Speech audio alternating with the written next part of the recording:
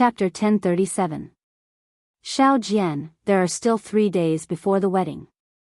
My heart can't stop pounding. I wonder if the days ahead will be comfortable after marrying your Uncle Gu. Qin Yiru held Yun Jian's hand as her heart raced.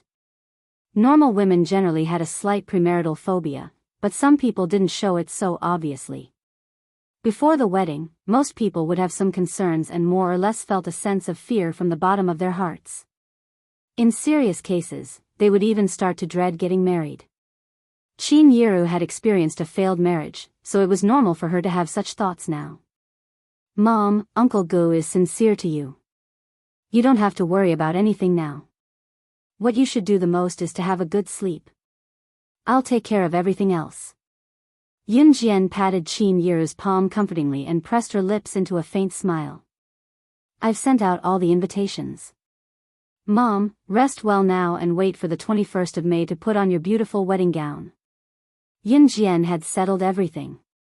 Hearing Yun Jian's words, Qin Yiru's uneasiness calmed down instantly. Yiru, Officer Gu is a good man. Trust my judgment. Dong Wan, who had heard Qin Yiru and Yun Jian's conversation, walked in from the door. Dong Wan was a high-ranking official and was busy with work.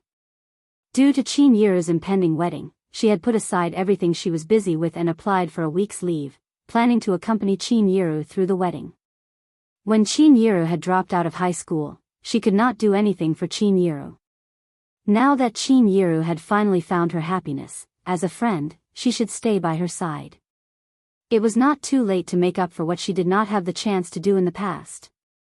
This time, she wanted her best friend, who had accompanied her since she was a teenager to her middle age, to get married in a grand manner. However, why was her Yiru getting married again? She was not marrying a bastard like Yun Gang either. She could not bear to part with her. Dong Wan swallowed the jealousy in her heart and walked over to hug Qin Yiru. Yiru, if you dare to be unhappy, I promise I'll break Gu Yunjian's legs. After decades, Dong Wan finally expressed her thoughts. Although her words were a little extreme, Qin Yiru knew that Dong Wan would not really break Gu Yunjian's legs. She was just trying to make herself happy in another way. Even if the mountains collapsed and the earth cracked, there would always be such a person behind you, silently protecting you. She is not your relative, nor is she your biological parent, but she cares for you from the bottom of her heart. They had been good sisters for decades and had been friends for a lifetime. This was a friendship that could be brought to the grave. Looking at Dong Wan and Qin Yiru, Yun Jian smiled as well. It was then that Yun Jian's phone rang. A call at this time was simply ruining the atmosphere. Yun Jian hung up the call and walked out of the house. On her way out, she closed the door behind her. Then, she took out her phone again and dialed the number. When she called back, Yun Jian was already walking down the stairs in her flats. When she was halfway down the stairs, the call was picked up. Sister Jian, it's Diani. We're in Longmen City. Where are you? The voice of Diani, the leader of the Kosha mercenaries intelligence team, came from the other end of the phone. Chapter 1038. Yun Jian had sent out quite a number of invitations in the name of Kosha mercenaries.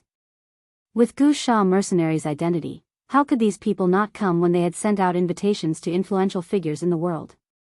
Kosha mercenaries. Kosha mercenaries were an existence that could stand shoulder to shoulder with an Hun group. Sending out invitations in the name of Kosha mercenaries to influential figures in the world was not a question of whether they would come. Even if they were not invited, the influential figures in the world would rush to Longmen City at the speed of a rocket when they heard about it. If someone were to ask around, they would know that the large hotels and 5-star hotels in Longmen City were fully booked. Generally, those who were qualified to stay in a 5-star hotel were usually the rich and wealthy. The average citizen did not have the financial ability or the need to choose to stay in expensive 5-star hotels. Therefore, 5-star hotels would usually have leftover rooms. These days, however, these 5-star hotels were not only fully booked but there were also many foreigners. Yun Jian was well aware of this.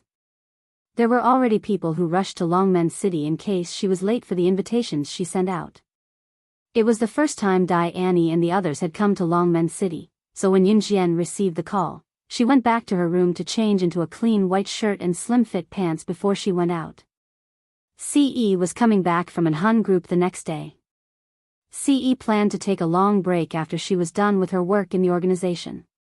Yun Jian had Dai Annie and the others go to Longmen City's East Bus Terminal while she took the bus there. Dai Annie and the others had rushed over from the headquarters of Kosha mercenaries by bus as well. When Yun Jian saw Dai Annie and the others, they were still standing at Longmen City's East Bus Terminal. There were only 3 of them on this trip. The one who stood at the front was a woman in her 20s with long black hair. She was beautiful and delicate. She was Dai Annie. Diani was a ZY mixed blood. She had a head of beautiful black hair and a pair of gray eyes. She was very delicate and beautiful. The moment they saw Yun Jian, Dai Annie and the other 2 girls ran over. Standing at the front, Dai Annie was the first to give Yun Jian a big hug. Sister Jian. Kosha mercenaries was divided into many departments and 3 of them were the most important. These 3 departments were the intelligence team, the assassination team, and the investigation team. Dai Annie was the head of the intelligence team. As for the woman and man beside Dai Annie, they were the assassination team's leader, Gue Yan, and the investigation team leader, Gue Lian. The leader of the assassination team, Gue Yan, was a woman, while the leader of the investigation team, Gue Lian, was a man. Dai Annie, Gue Yan, and Gue Lian were the leaders of Kosha mercenaries' intelligence team, assassination team, and investigation team respectively. They were one of the important high-ranking members in the hierarchy of Kosha mercenaries. Back in Kosha mercenaries, Gue Yan and Gue Lian had met Yun Jian as well, so both of them greeted Yun Jian as Sister Jian. Right, Sister Jian, Elder Snake. Lizard and the others will only arrive in Longmen City in 2 days, Dai Annie told Yun Jian as she recalled Snake. Lizard's instruction. Yun Jian pressed her lips together before curling her lips into a smile and said after a beat, I know. Yunju's sister. At this moment, a surprised voice was heard. Yun Jian raised a brow when she heard the voice. Just as she turned around, she saw Miss Lu who had just alighted from a city bus and was greeting her. Miss Lu was Xiao Yunju's homeroom teacher in school and the one who had slandered Xiao Yunju back then.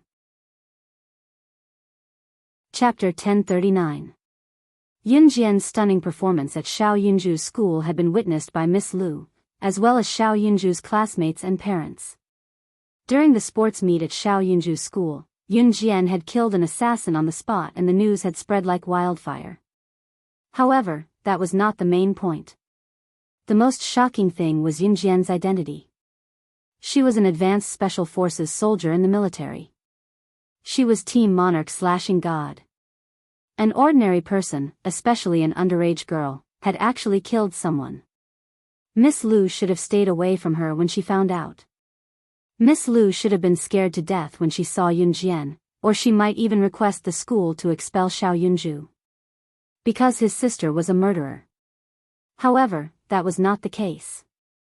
With the identity of an advanced special forces soldier and Team Monarch/God, not only was Miss Lu not afraid of Yun Jian, she even thought that Yun Jian was the embodiment of justice. Therefore, Miss Lu walked over with a smile on her face.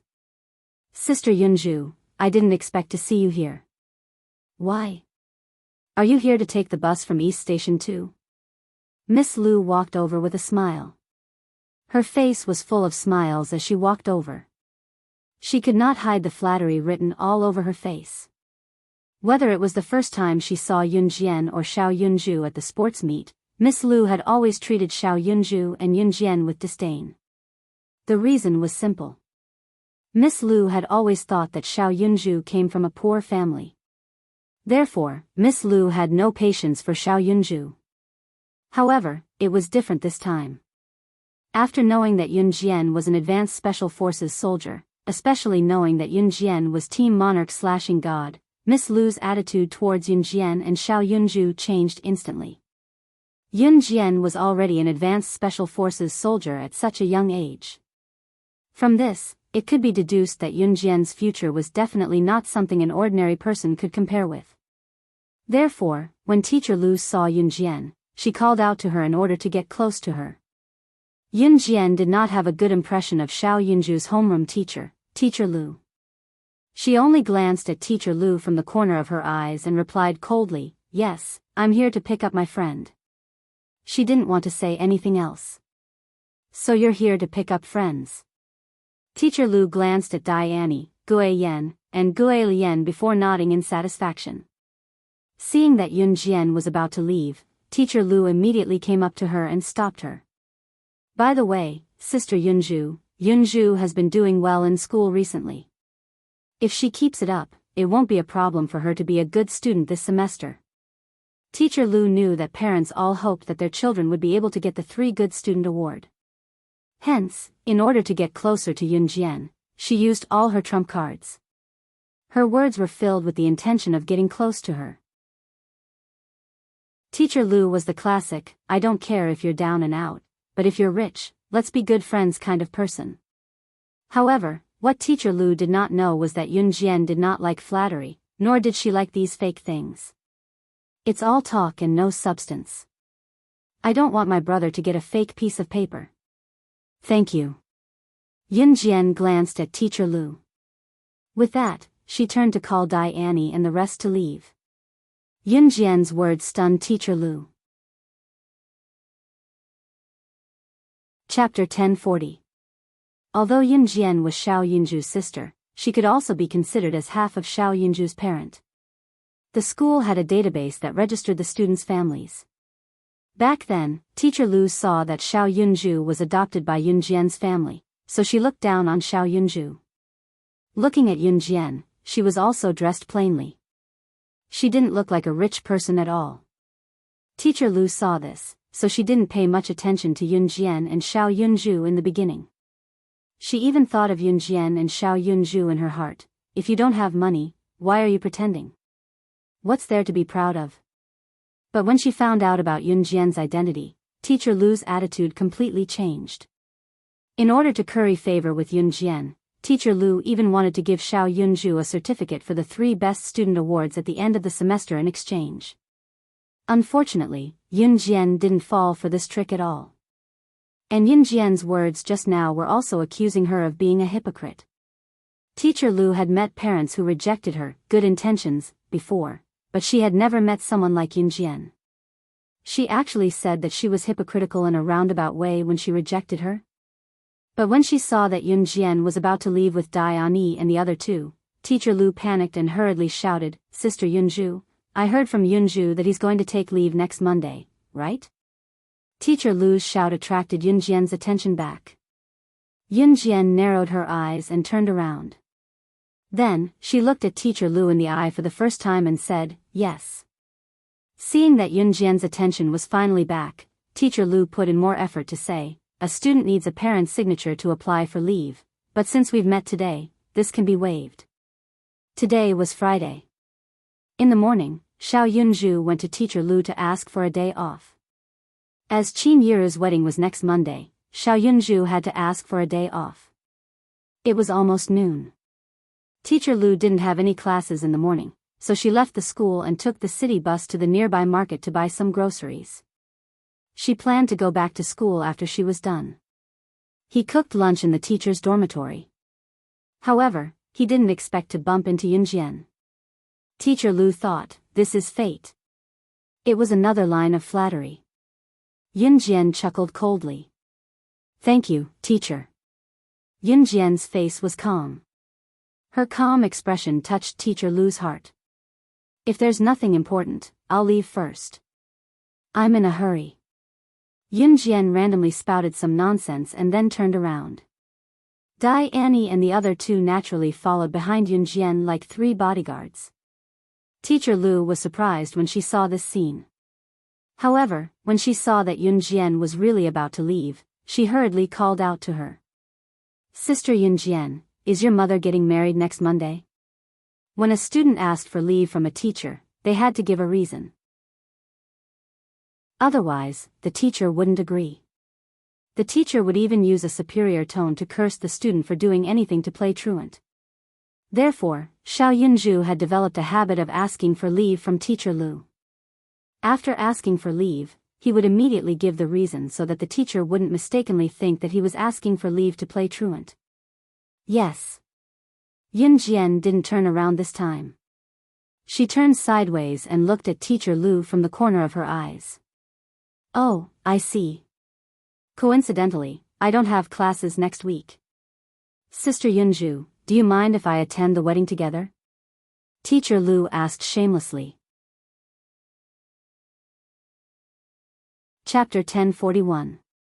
To be honest, since Ms. Lu dared to say this, it meant that she was confident that Yun Jian would agree. After all, Yun Jian's younger brother, Xiao Yunzhu, was studying in her class. If Yun Jian did not agree, it would not do. Disagree? Sure, if Yun Jian dared to disagree, she would catch Xiao Yunzhu red-handed. Most of the teachers nowadays were like this. Of course, it did not exclude the truly good ones. There were not many left who could meet a truly good teacher who was neither biased nor snobbish. If you could meet one, please cherish it. Teacher Lu's confident face made Diane, Gue Yan, and Gue Lian jump in shock. It was not that Ms. Lu's actions shocked Diane and the other two. Instead, from the moment Ms. Lu greeted Yun Jian until now, Diane and the other two could clearly sense Yun Jian's disgust toward Ms. Lu. That was one of the reasons. Of course, the most important reason was that Ms. Lu had clearly made Yun Jian very unhappy. Yet, she was still standing here unscathed. Based on Yun Jian's personality, should she not have killed Ms. Lu by now? Suddenly, she felt three intense gazes sizing her up. Ms. Lu turned her head slightly and saw Diane and the other two sizing her up without any reservations. Ms. Lu was suspicious. She even reached out and touched her face. Then, she felt around for a while before asking Diane, "What's wrong? Is there something on my face?"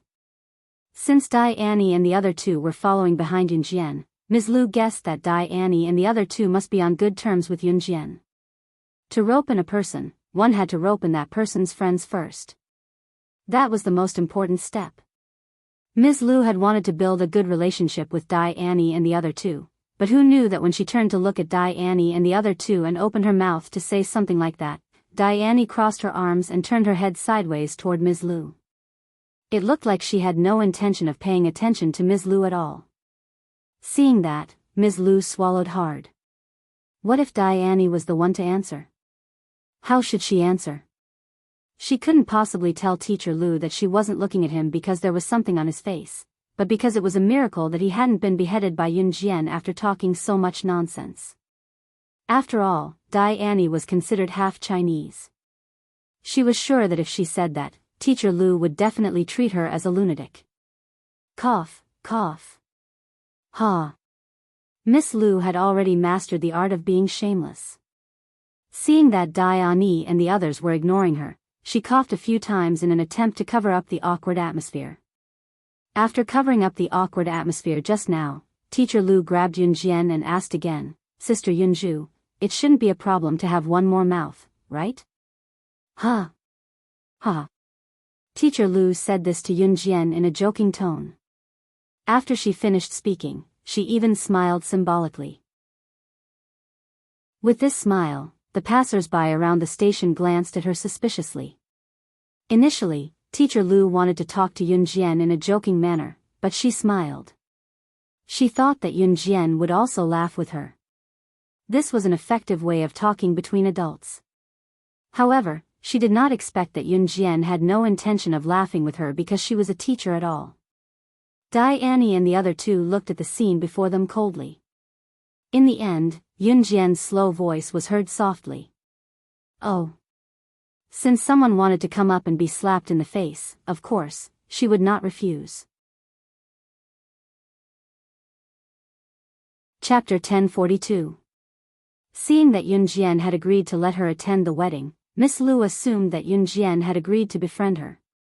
Looking at the silver watch on her wrist, Miss Lu knew that she had classes in the afternoon since the hands were pointing to noon. Even if she wanted to get close to Yun Jian, she dared not be late for class when it was time to return to school. It was a job that would affect her livelihood. "Ha, Sister Yunju, you're such a good sister." Miss Lu chuckled, snapping out of her daze from looking down at her watch. "Well, I have classes in the afternoon, so I have to go back and prepare for lunch. I'll be rushing to class in the afternoon. See you next Monday, Sister Yunju." Miss Lu was rather excited as she turned to leave. She had only taken 2 steps when she turned back to look at Yunjian. "My son goes to kindergarten and ends school early. My husband doesn't have to go to work next Monday as well. They won't be able to make dinner if I'm not home. If there's space, can I bring my son and husband along?" She was obviously begging for her son and husband to attend Qin Yiru and Gu Yunjian's wedding together. When Miss Lu heard that Qin Yiru and Gu Junjian were getting married this morning, she had asked Xiao Yunju where the wedding would be held. Xiao Yunju was actually an obedient child, so he gave her an address. Qingyun Hotel. Qingyun Hotel was a 4-star hotel recommended by Yun Yi. When Yun Jian came to Longmen City from Xinjiang town for the first time, it was Su Haokol who insisted on treating her and brought Yun Jian and Yun Yi to Qingyun Hotel. Yun Yi had recommended Qingyun Hotel because the food there was excellent. Compared to other 4-star and 5-star hotels, it was much more affordable. Good quality at a reasonable price was the concept of shopping nowadays. Yun Jian's family could afford a 5-star hotel, of course, but Yun Yi had recommended Qingyun Hotel because the food there was delicious and to her taste buds. When Miss Lu heard from Xiao Yunju that Qin Yiru and Gu Yunjian's wedding would be held in a hotel, Qingyun Hotel, she was tempted. Qingyun Hotel was one of the few 4-star hotels in Longmen City. Although there were 5-star hotels in Longmen City, Qingyun Hotel standard was relatively high. Qingyun Hotel's items might not be expensive among the 4-star and 5-star hotels, but it was still a hefty sum from a commoner's perspective. Why would they go to a hotel when they were getting married? Especially in this day and age, who wouldn't get married in their own home and invite their neighbors to cook a table of dishes and pass the wedding just like that? For those with better family conditions, they would hire a professional chef to cook a feast. Who would have the money to go to a hotel? It was a 4-star hotel. Take Miss Lu for example. She had never stepped into a 4-star hotel in her entire life with her meager salary as a teacher. Therefore, when she found out that Qin Yiru and Gu Junjian were getting married at Qingyun Hotel, Miss Lu did not forget to let her husband and son join in the festivities by having a meal at a 4-star hotel. She was a teacher too. There was no way she would give Qin Yiru a red packet. This meal was a free meal. When Diane, who was standing at the side, heard this, she had the urge to kill Teacher Lu. Chapter 1043. Looking at Yun Jian's smile, Miss Lu really thought that Yun Jian was welcoming of her bringing her family to the wedding. Attending a wedding was a joyous occasion after all. Moreover, Miss Lu thought that she could tell that Yun Jian had decided to accept her. Was she planning to befriend her? Miss Lu was even happier when she thought about it. She exchanged a bunch of pleasantries with Yun Jian before bidding farewell to Yun Jian. When Miss Lu left, Yun Jian did not see her asking for the location of Qin Yiru and Gu Yunjian's wedding. How was she going to attend the wedding if she did not know where it was? As smart as she was, how could Yun Jian not have guessed that Miss Lu would say something like that when they met today? It was probably because Miss Lu had gotten some information out of Xiao Yunju when he applied for leave from school. Yun Jian's impression of Miss Lu deepened when she said something like that to her student. "Sister Jian, who is she? Why didn't you kill her?" Gue Yan went up to Yun Jian to ask once Miss Lu left. When he said the word kill, Gue Yan's expression was as calm as the wind and clouds, as if he had just said something insignificant. A young man who was dressed fashionably walked past them and was surprised to hear Gue Yan, a tall and pretty woman who could be considered a modern goddess, speak to Yun Jian without blushing or skipping a beat. "Why didn't you kill her?" The fashionably dressed young man took another look at Yun Jian and Gue Yan before scurrying away in fright. Were these people idiots? Gue Yan was a woman with a very hot temper, a very vicious woman. It was not surprising since she was the leader of the Wuxia mercenaries' assassination team. There were 3 major teams in the Wuxia mercenaries, namely the intelligence team, the assassination team, and the investigation team. Gue Yan was a woman, but she was in charge of all the members of the assassination team. Actually, among these 3 groups, only Ghost Flame's assassination group was the most difficult to manage. This was because the assassination group was in charge of all the secret agents and assassins of the Wuxia mercenaries. Because of this, Gue Yan's identity determined her character. Furthermore, her strength was the strongest among the 3 of them. Because I found something even more fun than killing people. Yun Jian stood sideways, the side of her face facing Gue Yan. Her slightly curved lips made the hearts of the 3 people present skip a beat. Oh. What could be more fun than killing people? Tell me, Sister Jian, let me try it too. Dai Annie's interest was piqued when she heard what Yun Jian said, so she asked quickly. Yun Jian turned her gaze back to Dai Annie. She paused for a moment before curling her lips and saying, guess. After saying that, she took the lead and walked forward. Diani and Ghost Flame, who were still standing on the spot, were confused. For people like Diana and Gue Yan, who had always been at the top of the world, only by killing those who made them unhappy could they feel satisfied. Yun Jian used to think so too. Therefore, whether it was the old Yun Jian or the current Dai Annie and Gue Yan, they all thought that the best way to deal with someone they hated was to kill them in one blow. After her rebirth, however, Yun Jian realized that the real fun was not killing someone for a moment of satisfaction, but, you two don't get it, do you? If someone pisses you off and you kill them, you'll feel satisfied for a moment, but how can you take the pain when they're dead? Ha ha ha. Chapter 1044. Watching Gue Yan catch up to her, the guy was graceful, like a gentleman. Gue Yan stood where she was, thinking about what Gue Yan had said just now before she mocked him. You're such an idiot. What are you talking about? Isn't that just showing off? You're being so secretive and you're even giving me a jingle. Gue Yan first complained to Gue Yan. Just as he finished speaking, Gue Yan's mouth twitched as he suddenly thought of something. Is Sister Jian someone who needs to brag? Was the boss of the international Wuxia mercenaries someone who needed to brag? No way. With Sister Jian's status, she was someone people would be begging to meet internationally. Why would she need to do something as vulgar as bragging? Before Gue Yan could dwell on it, Dai Annie hit the nail on the head. Huh, this is different. If you're just bragging, our Sister Jian doesn't need it. Sister Jian was showing off in front of an unreasonable person, but this was a different story. Bragging to unreasonable people means that the better you're doing, the angrier they'll be, right? So, what can we do by killing them? If we're happy, how can we not be happy when they're dead? We should learn from Sister Jian and piss them off. Dai Annie said jokingly. In fact, Dai Annie and the girls would still kill those who deserved to be killed. After all, there were some people who would cause endless trouble if they were not killed.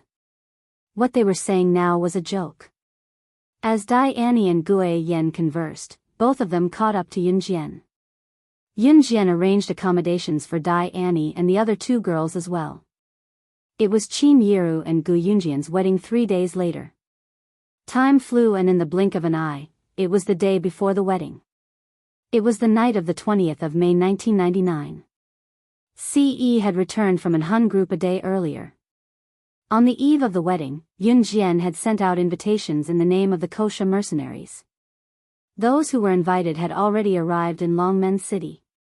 Recently, all the 4-star and 5-star hotels in Longmen City were fully booked.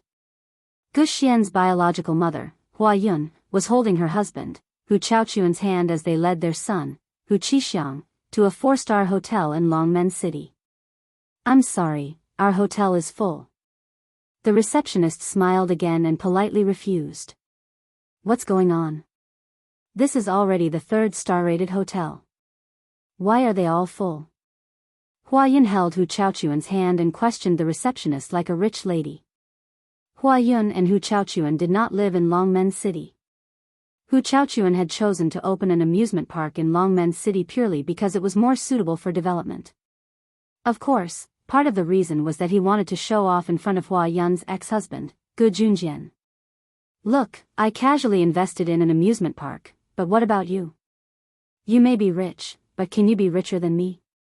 However, it was a pity that this project ended before it even started.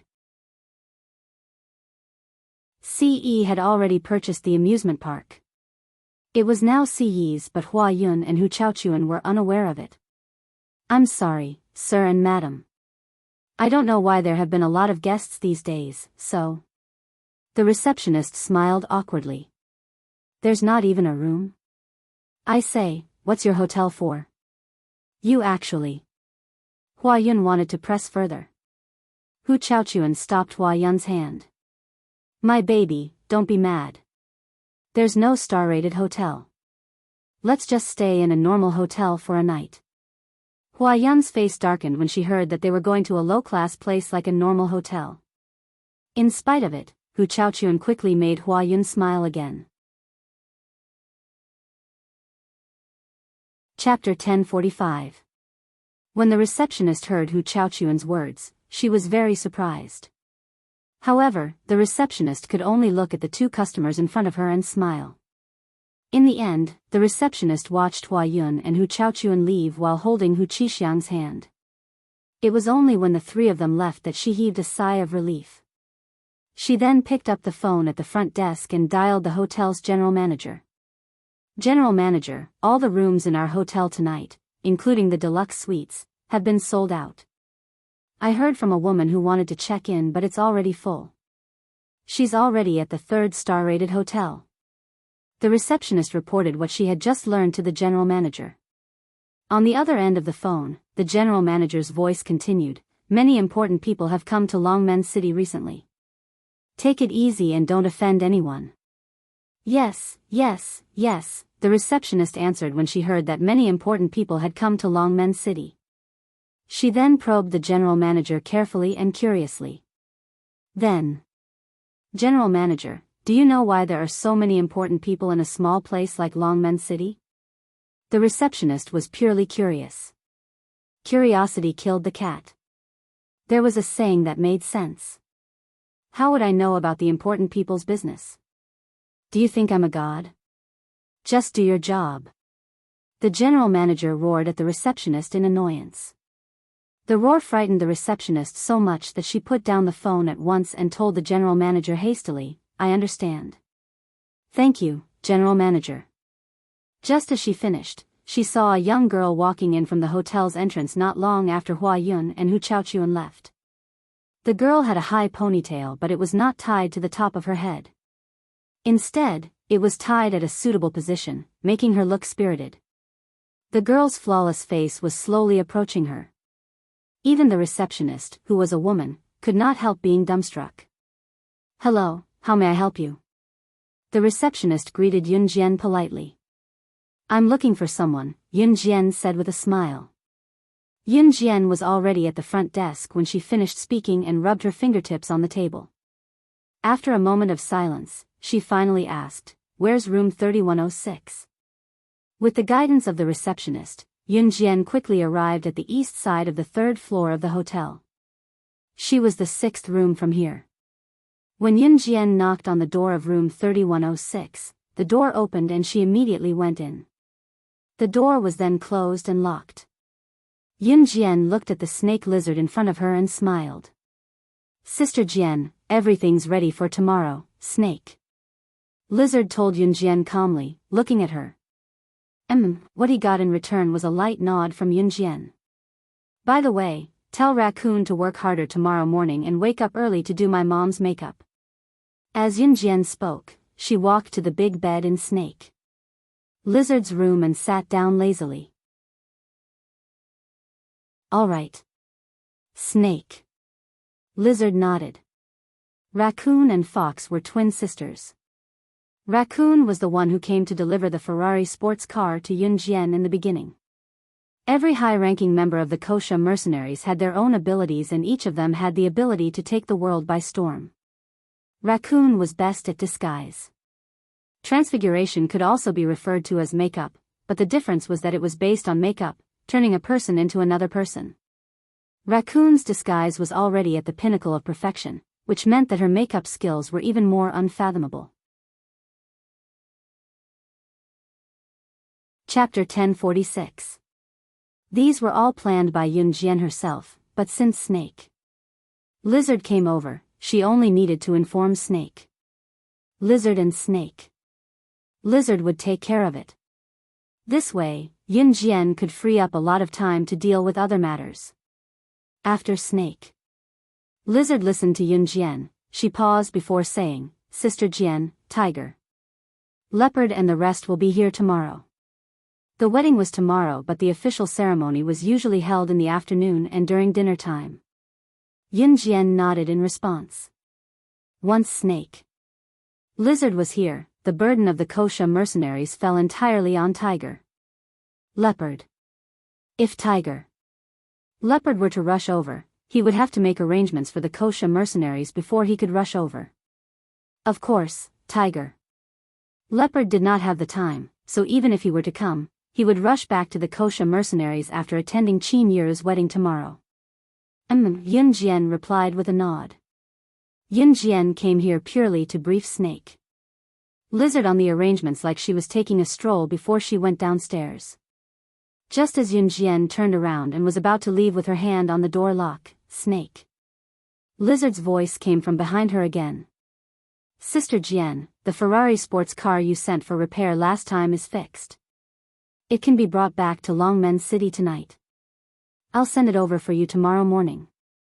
Yun Jian paused before she turned to the side and hummed in response.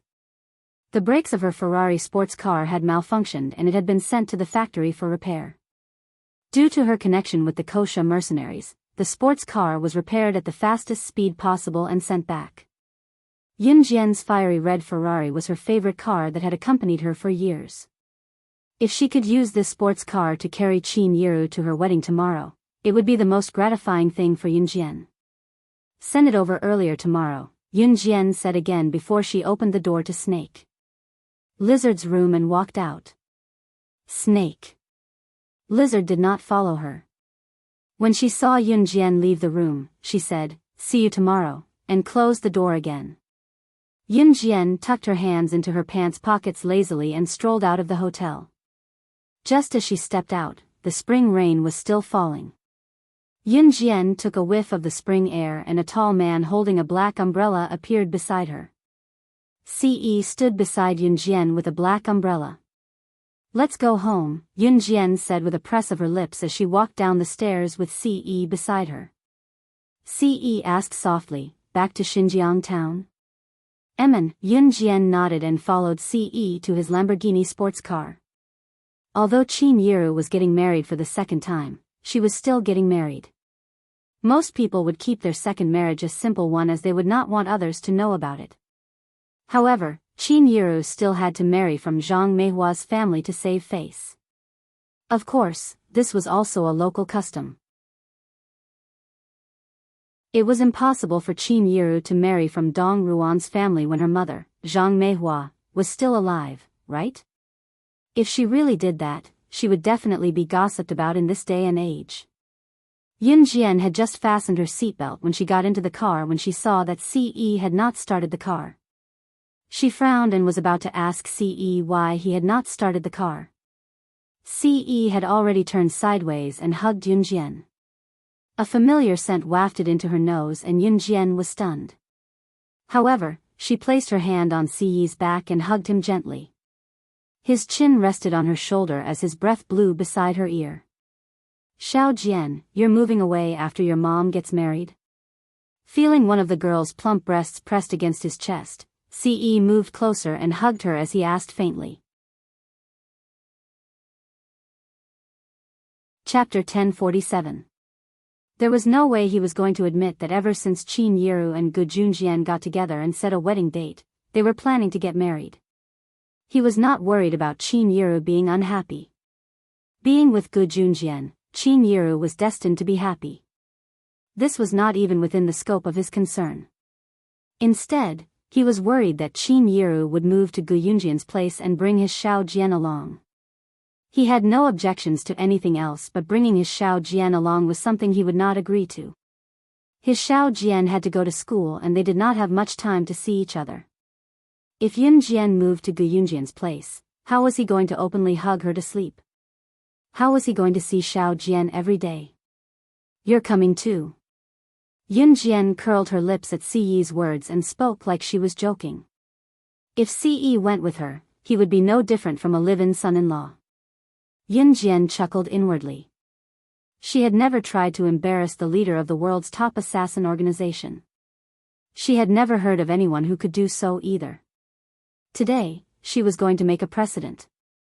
Sensing that the woman in his arms was secretly delighted, Si Yi did not expose her. Instead, he replied softly, "Okay." Of course, he had to go. How dare she plot against him? How could he let her off so easily? As he thought about it, a naughty idea popped up in Si Yi's mind. In the end, Si Yi drove Yun Jian back to Xinjiang town. Qin Yiru, Dong Wan, Xiao Yunzhu, and the others were already in Xinjiang town. They would be busy the next morning and there were things that had to be done early in the morning. Qin Yiru was getting married in Xinjiang town, so the day before the wedding, she had to stay in the town. However, Adam, Lan Su, and Mo Sen still lived in Dong Ruan's house. After all, Zhang Meihua's house, which was Qin Yiru's elder brother, Qin Liqian's house, did not have so many guest rooms. Si Yi drove the Lamborghini back to Zhang Meihua's house in Xinjiang town with Yun Jian, leaving behind potholes on the cement ground caused by the drizzle.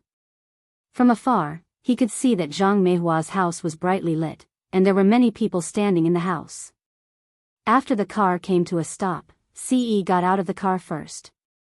He took out the black umbrella, opened it, and walked over to Yun Jian's front passenger seat. He opened the car door and gently shielded Yun Jian from the roof. Then, he led Yun Jian into Zhang Meihua's home. There were many people standing in the house. Of course, the important figures whom Yun Jian had invited to attend the wedding in the name of kosher mercenaries were unaware that they were not present.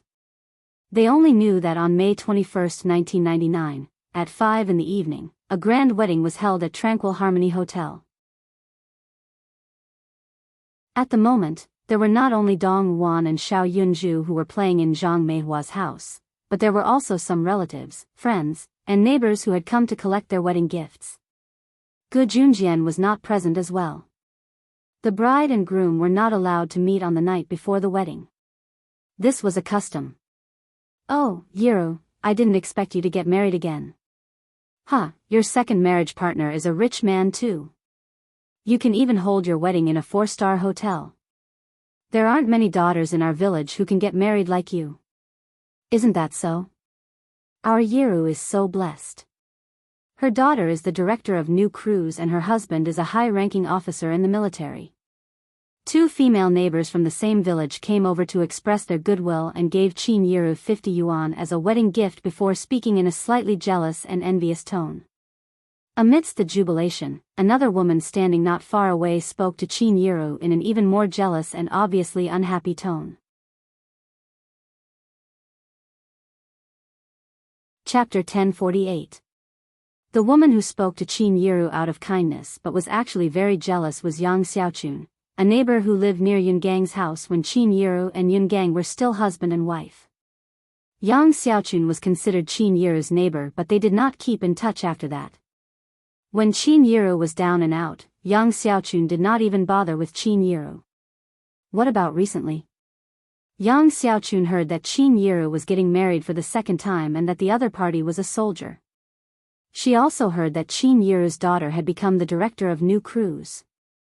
A rural woman like Yang Xiaochun had no idea what kind of company New Cruise was. It was precisely because she did not know about New Cruise. She had only heard that the company was impressive and was considered well-known in Longmen City. Working in New Cruise also paid a lot. That was why Yang Xiaochun reluctantly gave Qin Yiru 20 yuan as a gift and wanted to get closer to Qin Yiru.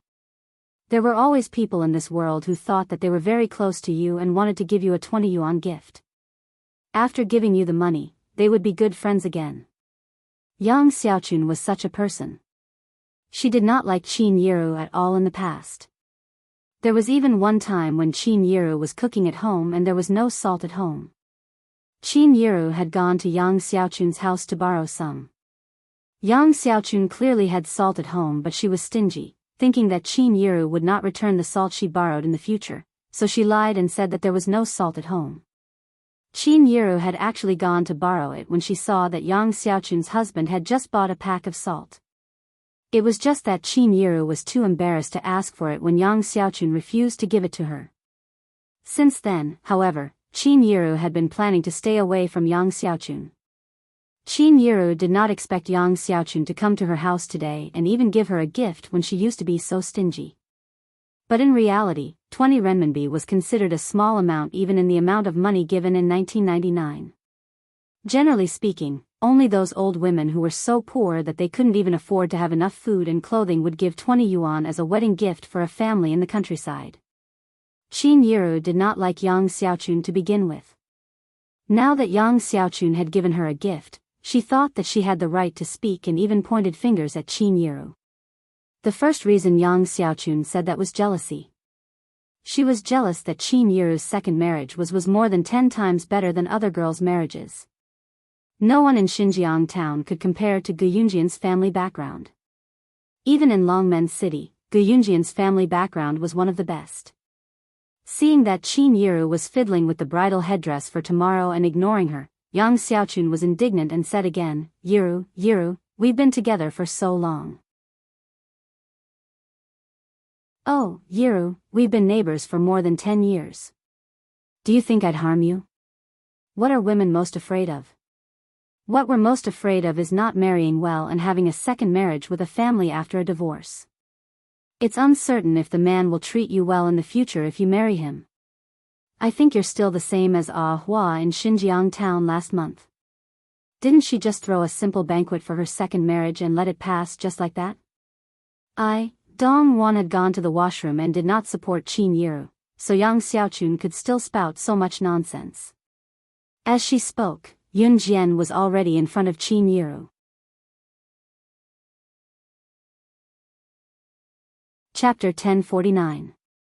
Yun Jian's words hinted that Yang Xiaochun was just an outsider.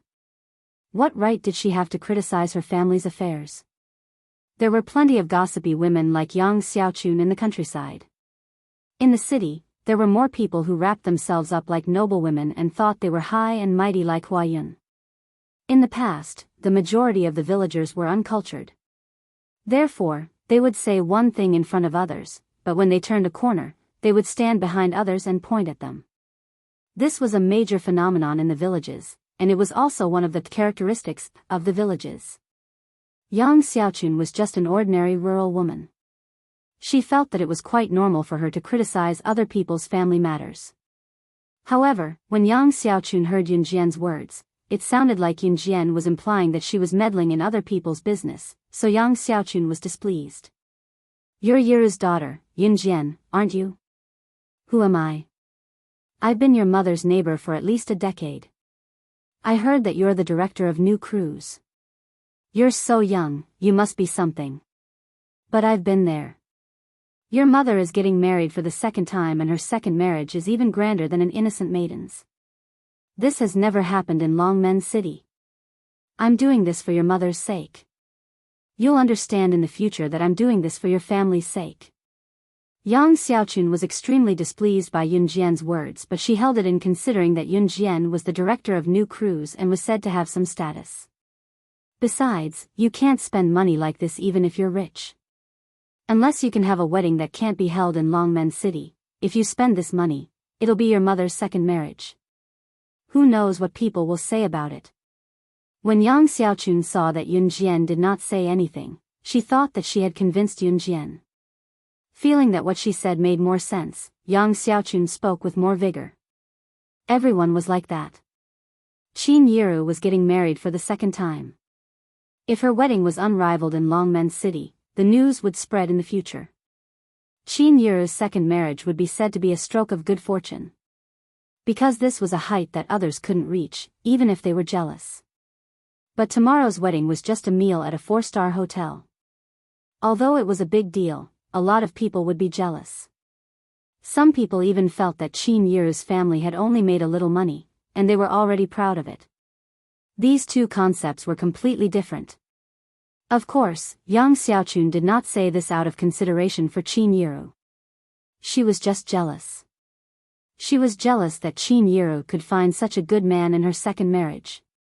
If she really saw Qin Yiru get married tomorrow, she would definitely feel very uncomfortable in her heart. Moreover, Yang Xiaochun had said, unless you guys can arrange a wedding that no one in Longmen City can do. Yang Xiaochun was not the only one who did not believe that Qin Yiru could arrange such a wedding. Everyone present, including Qin Yiru herself, did not believe that it could be done. You don't have to worry about what others say. I really believe that you're thinking for my family now that you can leave this place.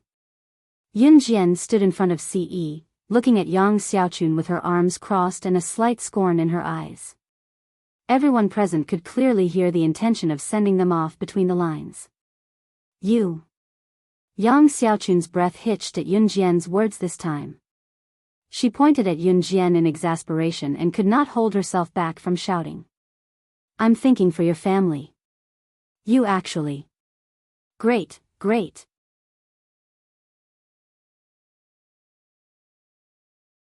Chapter 1050. With that, Yang Xiaochun stormed off in a huff. Just as she stepped out of Zhang Meihua's house, Yang Xiaochun muttered inwardly, I must pay back with interest when I go to a 4-star hotel for dinner tomorrow.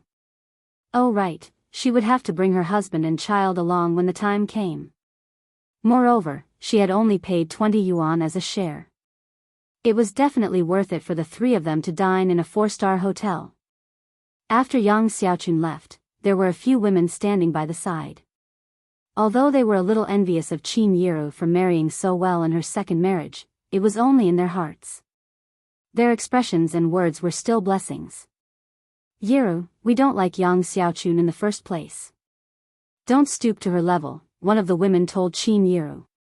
As the woman spoke, she turned to Yun Jian, her gaze brimming with charm. Yiru is her daughter. Don't hold it against someone like that. It's not worth it if you hurt yourself for someone like that. As it turned out, after Yang Xiaochun left, the atmosphere took a turn for the better. Hey, Yiru, is this your son-in-law? He's so handsome. I've never seen such a handsome young man in my life. As they chatted, the women shifted the topic to Yun Jian and Ce. The woman who knew how to charm just now was looking at Ce and fawning over Qin Yiru. Everything else aside, the woman was sincere in praising Ce's good looks. Qin Yiru was delighted to hear the woman's words. Since Ce and her daughter were already acting like this, Qin Yiru wanted to agree as well. However, Ce beat her to it and told the woman, Xiao Jian is mine. Ce's reply was swift, as if he was afraid that others would not know that Yun Jian was his. When the group of women and old ladies heard this, they all laughed happily and made fun of her. The night passed quickly. The next day arrived as promised. At 5:00 in the morning, Yun Jian had already gotten up when the sun had just risen. On the morning of May 21, 1999, the sun rose with a smile. Last night, it was still drizzling and the night breeze was chilly. On the morning of the 21st, the sky was completely clear. White clouds even appeared on the horizon in the morning, indicating that it was going to be a sunny day. Hurry up and prepare breakfast. After breakfast, we can prepare lunch to welcome the wedding team. Some neighbors came to help and started to get busy. Dinner was eaten in a 4-star hotel, but lunch was ordered in a large pot of rice. There were many customs for marriage in the countryside. For example, what time the dowry should be delivered to the groom's house, and what time the bride should be delivered to the groom's house. At this moment, in Qin Yiru's room, Yun Jian stood in front. Qin Yiru sat in front of a simple dressing table. There were a few women standing beside her, one of them was Yang Xiaochun from yesterday. Raccoon was squatting on the floor and organizing her makeup box that was several layers thick. She had yet to put on Qin Yiru's makeup. The makeup box was actually used by Raccoon to disguise people. Raccoon had a baby face, so she looked very young. She looked like she was only 15 despite being 25 years old. Watching Raccoon squatting on the floor and organizing the makeup box, Yang Xiaochun's untimely voice rang again. How old is this girl? Does she really know how to put on makeup? Watching Raccoon take out various items from the makeup box skillfully, Yang Xiaochun was reminded that she did not know anything, so she spoke sourly again. Chapter 1051. Despite what Yang Xiaochun had said yesterday, she did not plan to fall out with Qin Yiru and Yun Jian. After all, Qin Yiru was going to marry a rich man and Yun Jian was the director of new crews now. She dared not offend someone of such high status. Yang Xiaochun felt that everything she said was reasonable and she had a confidence that she did not know where it came from. She felt that she was right. More importantly, she felt that in the end, even Qin Yiru and Yun Jian would agree with her point of view and treat her differently. They might even see her as their savior. It was also this concept that made Yang Xiaochun even more firm in his beliefs. Because of this, Yang Xiaochun came here early in the morning. Half squatting on the ground, Tanuki fiddled with her makeup box sparsely. Listening to the incessant chatter, she resisted the urge to kill Yang Xiaochun and the group of chattering women and spoke to Yun Jian. Why are you here? Sister Jian, I need a quiet environment. Once Tanuki said that, Yun Jian knocked on the door casually and ordered Yang Xiaochun and the chattering women to leave. My mom needs makeup. Get out. She was not asking them to leave but ordering them to do so in a commanding tone. The chattering women, including Yang Xiaochun, were stunned by Yun Jian's firm tone. After all, girls were usually gentle and quiet. None of them were like Yun Jian, who would order people around the moment she opened her mouth.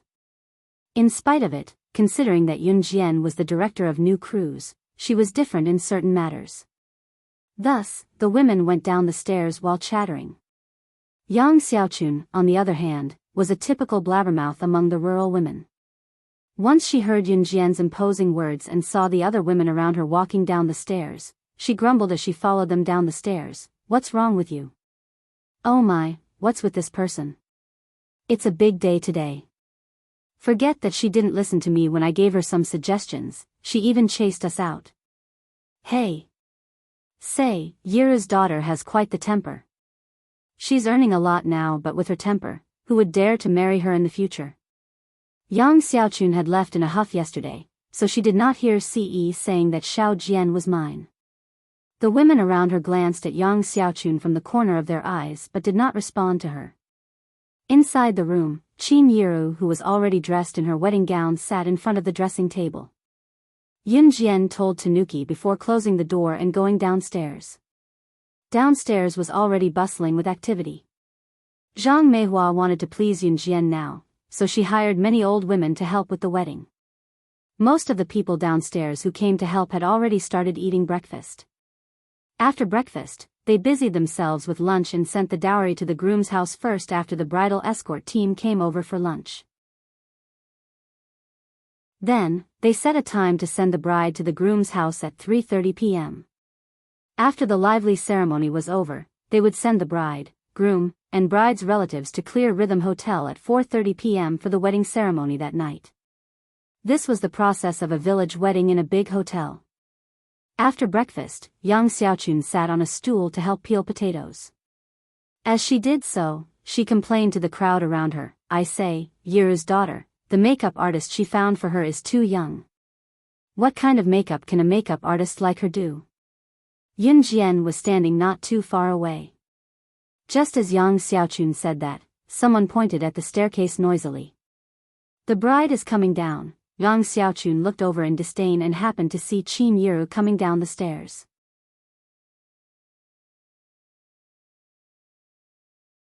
Chapter 1052. Qin Yiru was already in her 40s. She had spent her entire life worrying about Yun Jian and Yun Yi. In the first half of her life, she had to support the Yun family. Her youthful beauty had long turned into calluses and wrinkles on her hands, as well as a plump rural woman. However, ever since she divorced Yun Gang and escaped from the huge fire pit that was the Yun family, Qin Yiru had completely changed. Her originally yellowish skin, which was due to overwork, had also turned fair. More importantly, Qin Yiru had been going jogging in the park these days. Now that she no longer had a job, she was living a comfortable life. More importantly, she no longer had to work hard. When a person's body and mind were comfortable, their weight would naturally decrease.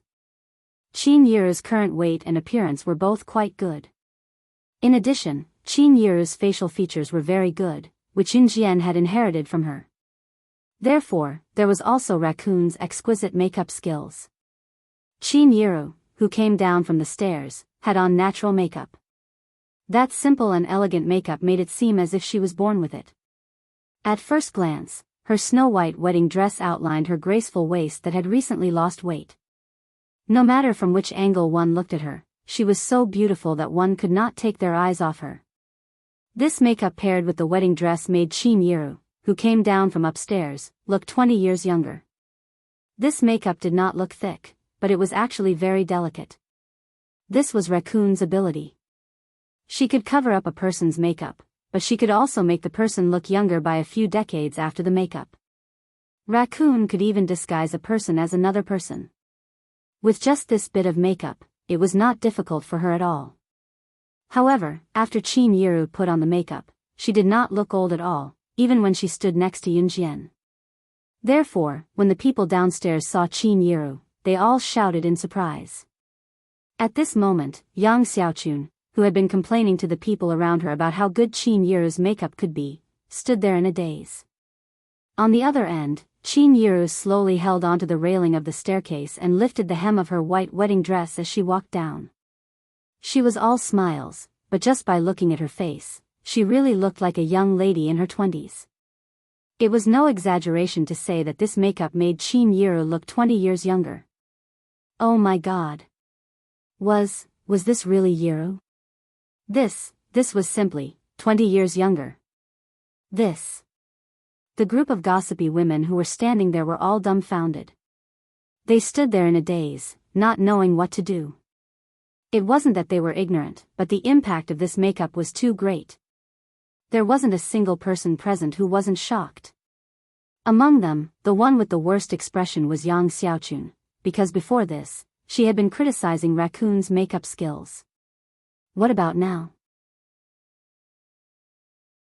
Qin Yiru's makeup was probably second to none in the entire Longmen city, Zhe province, or even the entire country, who was as skilled as Raccoon.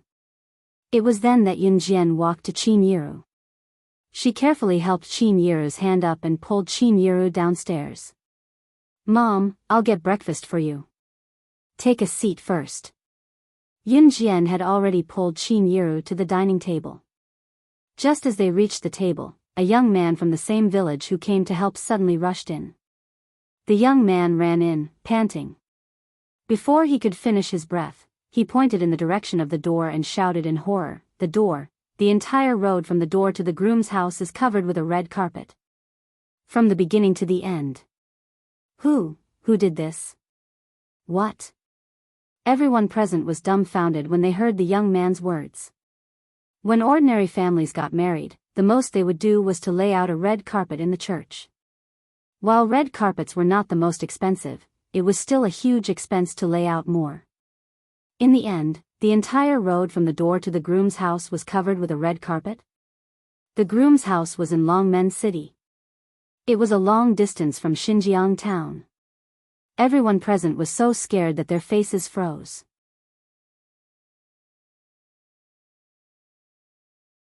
Chapter 1053. The group's attention was drawn to the melodious female voice, only to see Yunjian with her arms crossed in front of her with a smirk, looking at everyone in front of her openly. When they saw that the melodious voice came from Yunjian, everyone was shocked and terrified. When they snapped out of it, they suppressed their fear on the surface, but their hearts were in turmoil. What did the young man say? He said that it would start from Zhang Meihua's house, which was Xinjiang town, and end at Gu Yunjian's house in Longmen City. The distance should be at least 30 to 40 kilometers. 30 to 40 kilometers. 1 kilometer was 1,000 meters. A distance of 30 to 40 kilometers was covered with red carpets. How many red carpets would be used to pave the entire road? Just how much RMB would it take to achieve such a feat? It was unheard of in the entire Longmen city, Zhe province, or even the entire country. Especially in 1999, it was already considered respectable if people could afford 2 wedding cars in this era, especially if they were from a common brand. It was grand enough. As for laying out a red carpet that was 3 to 4 kilometers from the bride's house to the groom's house, those present had never heard of it. Even if they had thought of it, they would not dare to imagine it. How much would it cost? How much manpower would it take? Everyone present, including the gossipy women, Yang Xiaochun, Zhang Meihua, Qin Liqian's family, and many others who came to help, stared at the scene unfolding before them with widened eyes.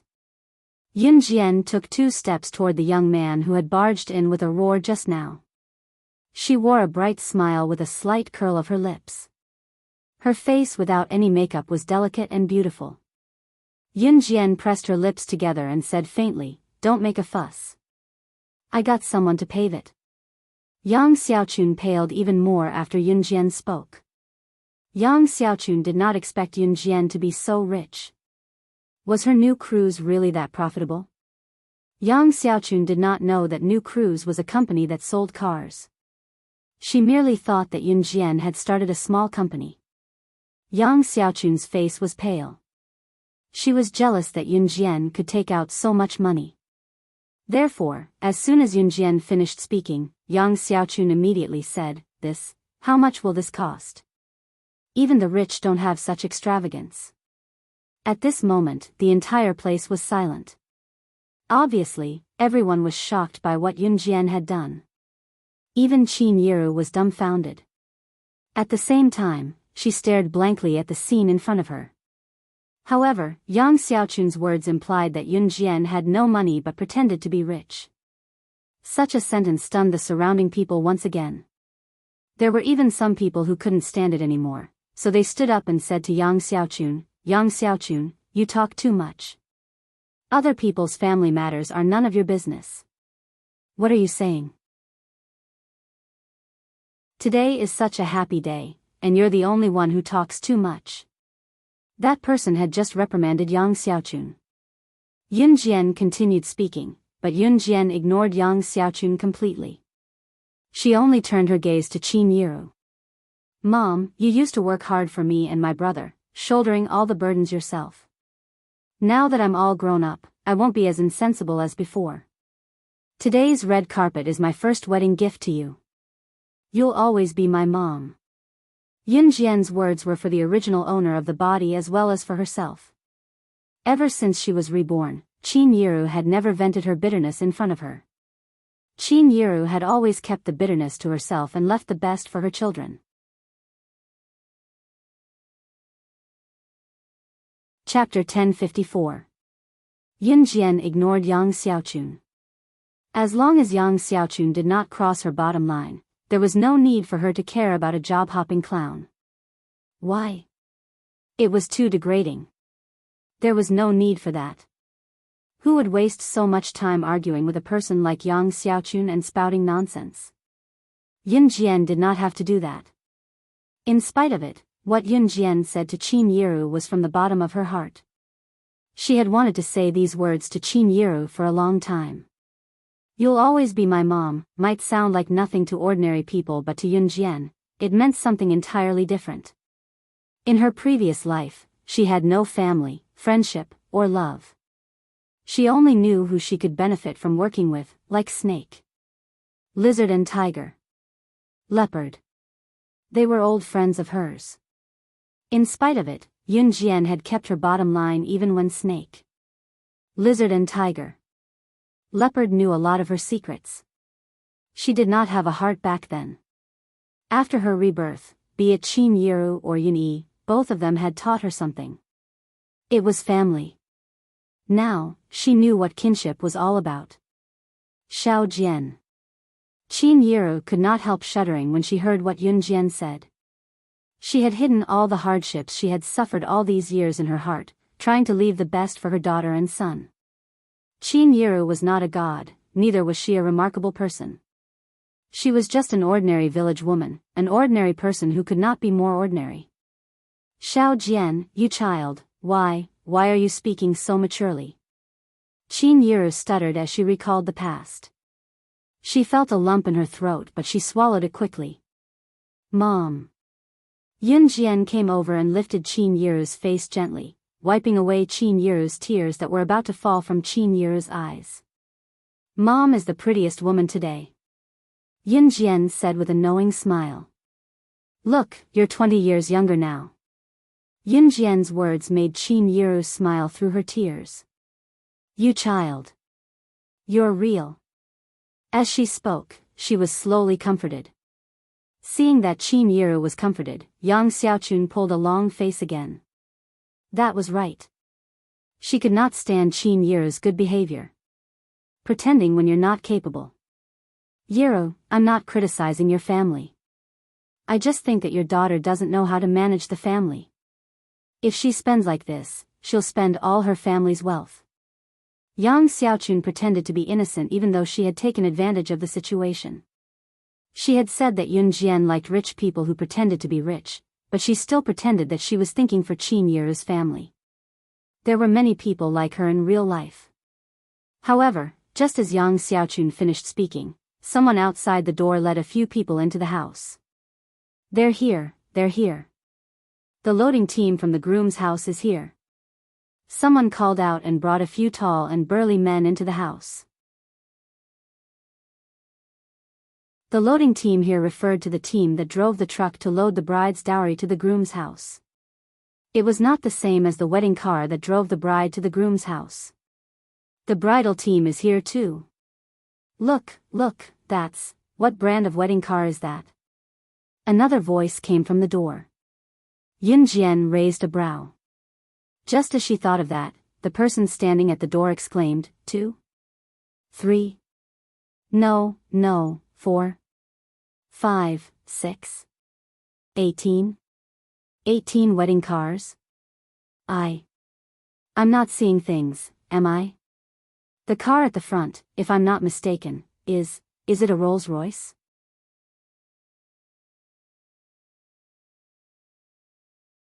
Chapter 1055. Those standing at the door were burly men who had come to help. These men who Gu Junjian had sent to pack the dowry were brothers from the military. They had already entered the house. The men who were discussing outside the house were from the same village who had come to help. These men liked to read the newspaper while smoking a cigarette after they were done with work. They did not have any outstanding talents but they read a lot of newspapers. Sometimes, they could even see various branded cars printed in the newspaper. As for cars like Rolls-Royce and supercars, these men had seen them in the newspapers, but they had never seen a real car. Therefore, they did not recognize it at first glance. 1999, what era was this? It was an era where the economy was still developing. It was an era where some people could only send the bride to the groom's house with motorcycles. When rich people got married, they would hire 2 wedding cars, especially small cars like Volkswagen and Santana, which were affordable. However, there were very few people who could afford such cars in 1999. Those who were poor would either drive motorcycles or tractors to send the bride to her wedding. This was not too bad. Those who were really poor could not even afford motorcycles and tractors, so they registered a marriage certificate. Since they could not afford a banquet, they would drag it on until their children grew up and saved enough money before holding a banquet. Therefore, there were 18 wedding cars with a Rolls-Royce at the front and a string of supercars at the back. The men who had come to help at the door were so shocked that they dropped their cigarettes to the floor. 18 wedding cars. This was shocking. 18 wedding cars. Other than the Rolls-Royce at the front, there were 17 supercars at the back. Such a lineup in 1999 would not be as simple as being surprised and impressed by the other party's wealth. This was going to scare the hell out of people. The men who were talking at the door were so shocked that their hearts were about to stop breathing. Yun Jian and the others who were standing in the house heard the commotion outside. Xiao Jian, this is... What's this? Qin Yiru tugged at Yun Jian's hand. She looked stunning with makeup on. Yiru, what's wrong? Qin Yiru had just held Yunjian's hand and asked when Dong Ruan's voice came from upstairs. Qin Yiru had just had her makeup done when Dong Ruan rushed over from Longmen City. She then went up to let the civet do its makeup as well. Dong Ruan was the main bridesmaid today. According to the customs of the village, the bridesmaid should be an unmarried woman. However, it was Qin Yiru's idea to let Dong Ruan be the main bridesmaid. As soon as Dong Ruan appeared, her enchanting face was put on makeup by a raccoon. Just like Qin Yiru, her age was reduced by 20 years. Everyone present was shocked once again. This also showed that Raccoon's makeup skills were superb. Mom, they are probably here. I'll go and take a look. Yunjian narrowed her eyes, then patted Qin Yiru's hand and went out of the house. Seeing that Yunjian had gone out, Yang Xiaochun and the other women, as well as many of the people present, scrambled to follow. At this moment, everyone walked out of the house and saw 18 decorated wedding cars parked at the entrance. These cars were brands that no one present had ever heard of. Hearing the men's exclamations outside the door just now, the women did not know what was so surprising about these cars. Yang Xiaochun went up to the men and asked, "What were you guys yelling about just now?"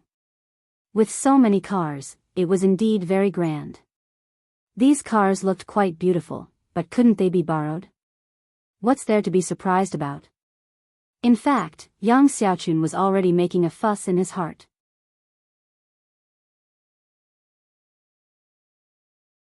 Chapter 1056. It was not a joke that there was not a single Rolls-Royce in the entire Longmen City. The year 1999 was an era where economic development was about to soar. In this era, the gap between the rich and the poor was gradually widening.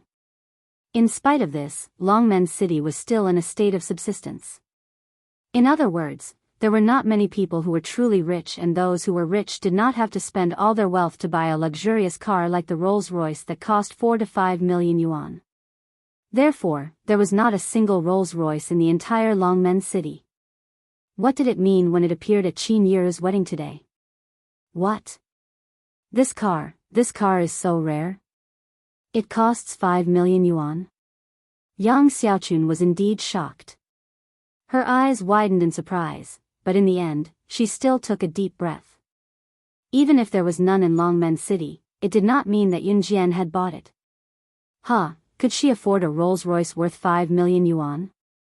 Moreover, when newlyweds were getting married, wedding cars were usually rented from car dealers. Ordinary families would borrow cars from people in the same village or their relatives or friends who owned cars. After the wedding, they would give a big red packet to their friends and relatives who had lent the car to them or people from the same village. Yang Xiaochun naively thought that the Rolls-Royce was rented by Yunjian. But I think this car was rented from somewhere else. It costs 5 million yuan. How could she afford it? Yang Xiaochun grumbled inwardly. Just as she finished speaking, the burly man beside her glanced askance at Yang Xiaochun like he was looking at an ignorant and illiterate person. Rolls-Royce. Where did you rent it from? There are so many rich people in Longmen City, but we don't even have one. There was a pause before he continued, besides, didn't Qin Yiru's daughter start New Cruise? Are you stupid? The company she owned, New Cruise, was a company that sold cars. It earned tens of millions of yuan in profit every year.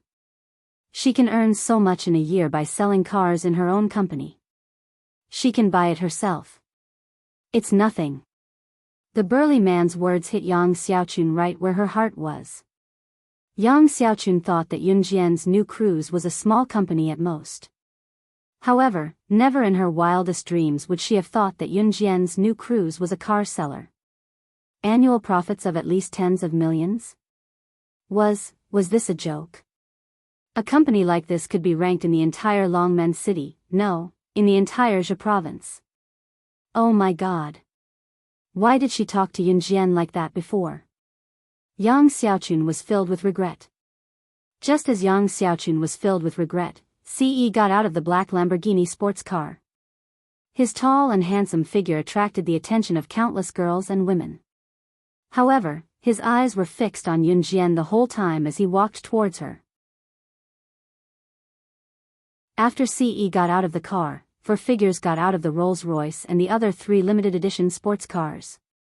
The 4 of them were so handsome that they could make anyone cry. All the men present deeply doubted their own appearance. These 4 people were the 4 leaders of Anhun. Adam, Mo Sen, Shuang, Lin Wei. Today, the 4 leaders of Anhun were escorting Qin Yiru to the groom's house, Gu Yunjian's house. There had never been such a grand procession since ancient times. CE had already come to Yunjian under everyone's watchful eyes. Just as everyone thought that CE would show off his sports car in front of everyone like many young lads of his age, CE stood before CE. CE went to stand in front of Yunjian and slowly held her hand. In front of everyone, he spoke in his rich male voice, "I'm sorry, but I'm sorry."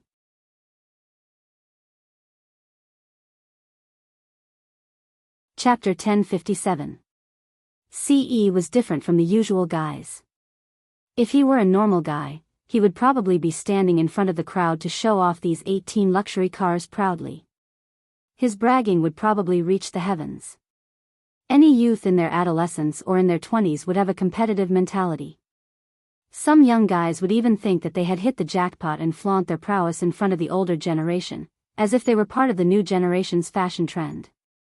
The more handsome a person was, the more pretentious they were. CE, however, was the complete opposite. There were so many sports cars parked behind him and he was the one who drove them here, but he had no intention of showing off. Instead, he went to Yunjian and spoke with such sincerity that it stirred her heart. There wasn't the slightest bit of sweet talk in these words, but it was enough to let everyone present feel his heart. His feelings for Yunjian. Yunjian's hand was gently held by CE and her heart fluttered when she heard his words. Yunjian did not act pretentiously in front of everyone. Looking at CE, she finally nodded in agreement. It was undeniable that Yunjian was tempted. Good, good, good. Haha. Adam, who was here to spoil the mood, suddenly clapped his hands and cheered at this crucial moment. However, before Adam could finish his words, Mo Sen, who was beside him, raised his hand and knocked on his head. The corners of Adam's lips twitched before he shut his mouth. Adam had fully recovered from his injuries and Lan Su did not need to support him anymore. Adam clapped his hands because he was excited just now. Their young master was planning to marry a young mistress. This was great. An Hun group had a successor. However, Adam had no idea how much he had spoiled the mood with his action just now. Mo Sen could not be blamed for giving Adam a head-on blow. No one saw how pale Yang Xiaochun's face was at this moment. She had thought that Yunjian was just the boss of a small company. After all, it was already an impressive feat for an underage girl to be the boss of a small company in this day and age. If Yunjian was only the boss of a small company, she could only stand out among her peers and could not compare to the big bosses of Longmen City. However, she had just found out that Yunjian's company was actually one of the top companies in Zhe province. More importantly, the Rolls-Royce that cost 5 million was actually Yunjian's. Most importantly, at this moment, there was such an outstanding man who used a method that all women in the world would be envious of to confess to her in front of everyone. Yang Xiaochun also admitted that he was jealous. The bride is out. The bride is coming out. Just as Yang Xiaochun was clenching his fists in jealousy, someone shouted excitedly. Qin Yiru heard the noise outside, so she just came out to take a look. After all, it was not time to send the bride off yet. It was still morning and the dowry had yet to be packed and sent to the groom's house. The time to send the bride off was later than when the dowry was packed and sent to the groom's house. It was currently set to be 3:30 p.m. What's wrong, Xiao Jian? Qin Yiru had just come out with Dong Yuan when she widened her eyes at the rows of super sports cars in front of her. Other than the first one, the rest are rented. Yiru, your daughter's really capable. Yang Xiaochun said sourly to the girl, indignant again.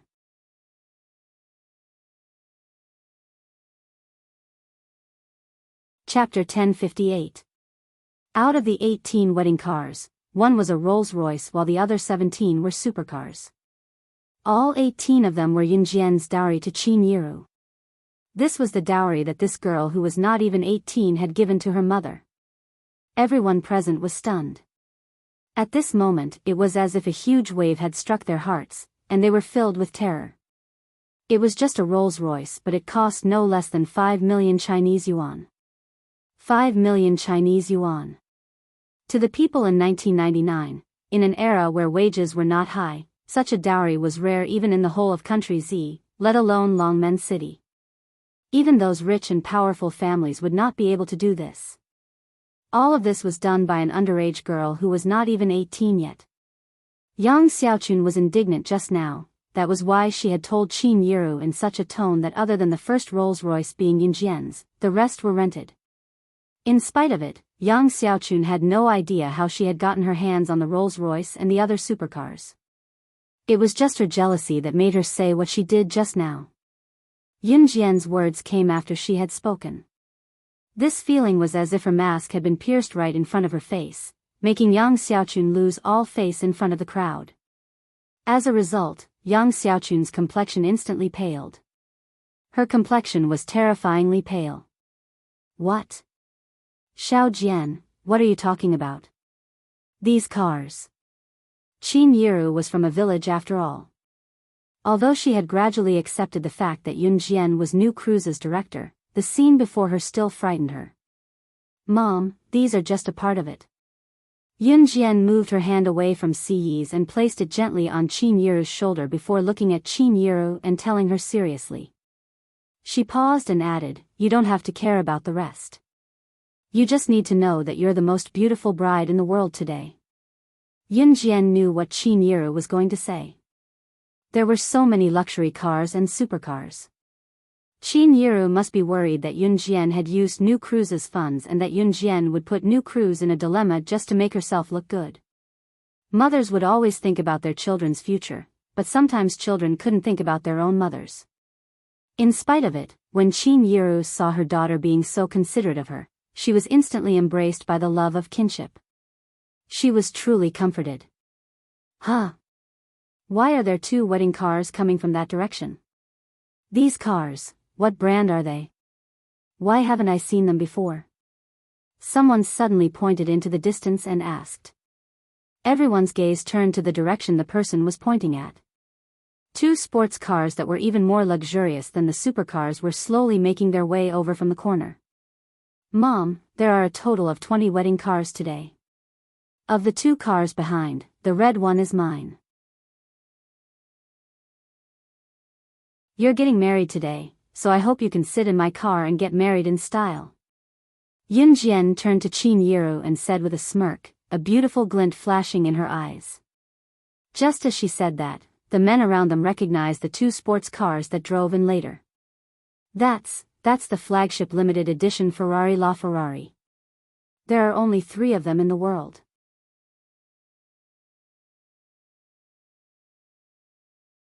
Chapter 1059. These burly men were all from the countryside, but they had seen many reports about famous cars in the newspapers. Men usually loved toys like toy guns and racing cars when they were young, and they loved sports cars when they grew up.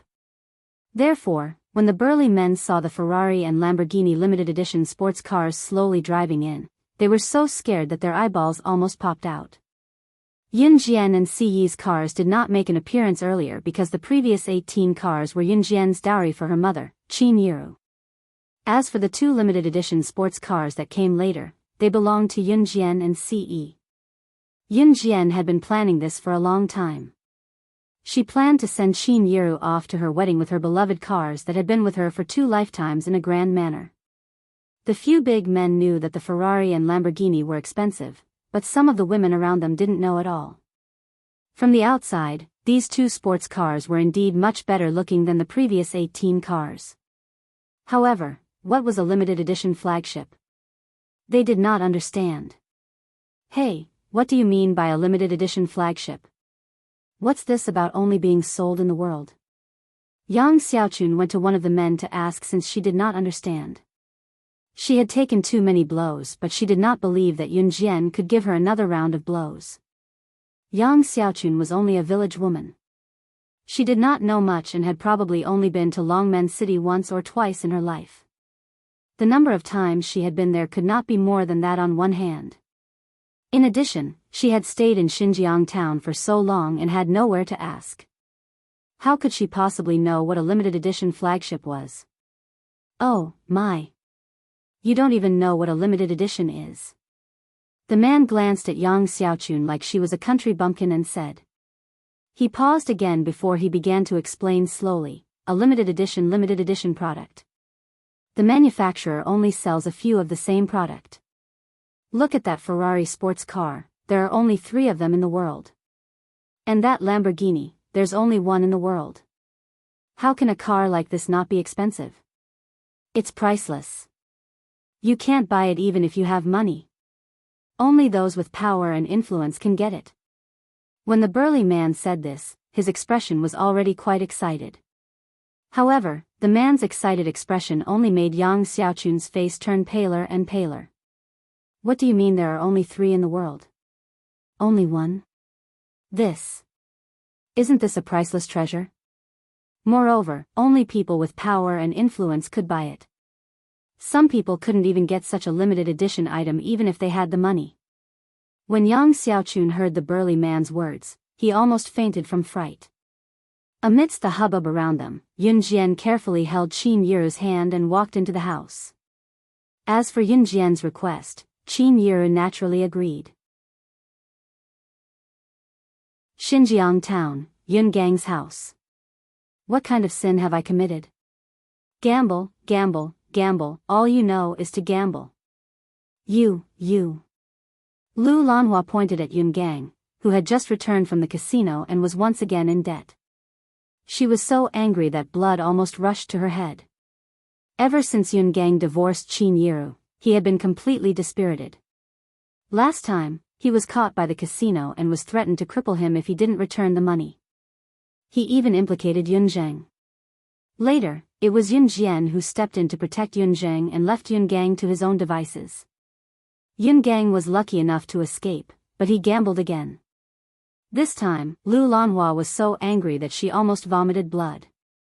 As the original owner's grandmother, Lu Lanhua often scolded Qin Yiru, saying what was wrong with a man cheating and what was wrong with a man gambling.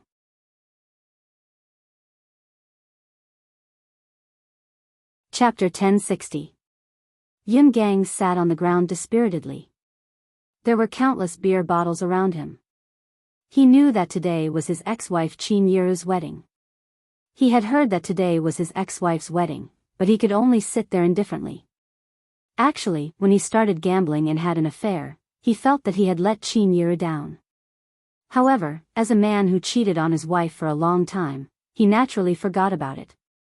He had feelings for Qin Yiru, but as time passed and he was addicted to gambling, he forgot about it. Now that he thought about it, he still felt that he had let her down. Now that his ex-wife had remarried, he heard that she was a soldier and was very upright. Yun Gang thought that this was good too. He was already useless, so he should be the only one who was useless. They were living well. This was good. Actually, when he signed the divorce papers with Qin Yiru, Yun Gang did not make a fuss. Outsiders thought that Yun Gang was afraid of his father and had no choice but to sign the papers because of old master Yun Zhong. But in fact, Yun Gang thought it through and did not want to make a fuss. He did not even think about not agreeing to the divorce. You piece of trash. How did I give birth to such a useless son? Lu Lanhua scolded her own son when she was angry. Not only did she scold him, she also picked up a mop and hit Yun Gang. What have I done? Gambling. Who asked you to gamble? Why don't you die outside? Who asked you to gamble? Who asked you to gamble to your heart's content? Every time Lu Lanhua said a word, she hit Yun Gang with the mop. Yun Gang was paralyzed on the ground and did not move. He did not scream or move. This old woman was ruthless. She did not even care about her own son. Why? Because this son was too useless. In the past, Qin Yiru was around. Loan sharks never came to their door, but this time was different. Qin Yiru was gone, and all the heavy responsibilities were put on Lu Lanhua's shoulders. Lu Lanhua finally understood Qin Yiru's pain. But when Lu Lanhua experienced all this, she dealt with it by hitting Yin Gang. Die. Why don't you die? Die. How dare you implicate the family? Do you want to kill me too? Die, die. Don't die at home. Ah. Lu Lanhua was about to go crazy. Orchid, Orchid. Ah. Orchid, what are you doing? Seeing Lu Lanhua beating and scolding Yun Gang without treating him as a human, Lu Lanhua's only friend, who was about the same age as Lu Lanhua, rushed in from outside. Seeing this scene, she was so frightened that she hurriedly stopped Lu Lanhua from hitting Yun Gang. Seeing that, Lu Lanhua knew that she shouldn't air her dirty linen in public, so she stopped. What's the matter? Lu Lanhua asked quickly. Her expression was solemn, and the wrinkles on her face were clearly visible. Orchid. Don't you know? I just saw your ex-daughter-in-law remarry. Her daughter gave your ex-daughter-in-law 18 sports cars. A sports car. I heard that a car costs 5 million yuan. Also, the red carpet from Zhang Meihua's house all the way to the groom's house is 30 to 40 kilometers long. Io, how much did that red carpet cost? I think the scale of this wedding is one of the best in the country, let alone Longmen City. No one can compare to it. The old woman was Lu Lanhua's friend. She had seen what Yun Jian had said and done at Zhang Meihua's house just now, so she hurried over to tell Lu Lanhua. What? The mop in Lu Lanhua's hand fell to the floor. She clenched her teeth and spat out a few words before dashing out of the house to Zhang Meihua's house, which was also the wedding venue.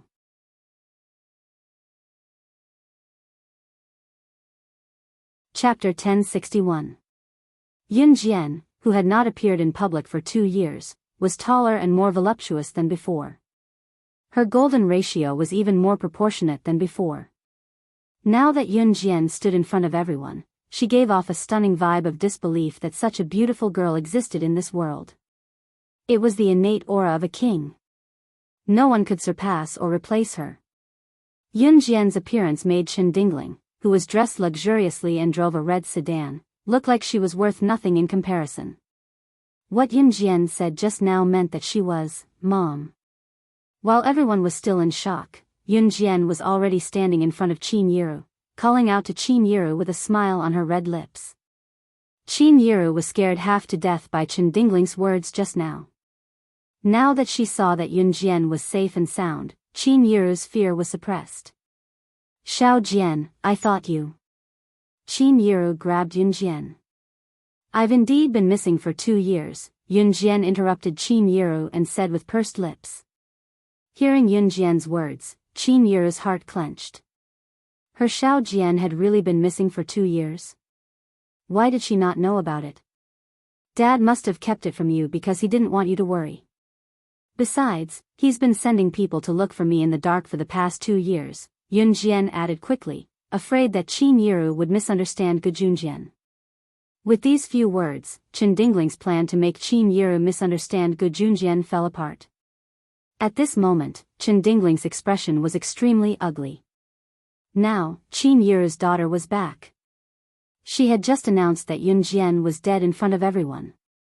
In the end, Yun Jian was back right after she said that. Chen Dingling shuffled her feet and was about to slip away when she was stopped in her tracks by Yun Jian's shout. Stop right there. Yun Jian's voice carried an absolute aura, stunning Chen Dingling who was about to flee. Do you need me to send you to hell if you wish for someone to be dead so much? Yun Jian's frightening voice rang out, causing Chen Dingling to sweat from her forehead. Chen Dingling's makeup was ruined by her sweat. Since you know that I've been to a hunting school, I don't mind telling you that I can kill people, Yun Jian said with a smirk. Ah. Ah. Chen Dingling was so scared that she scrambled out of the flower shop. Chen Dingling, who had been envied by everyone just now, was now rolling and crawling away as if she had been injected with chicken blood.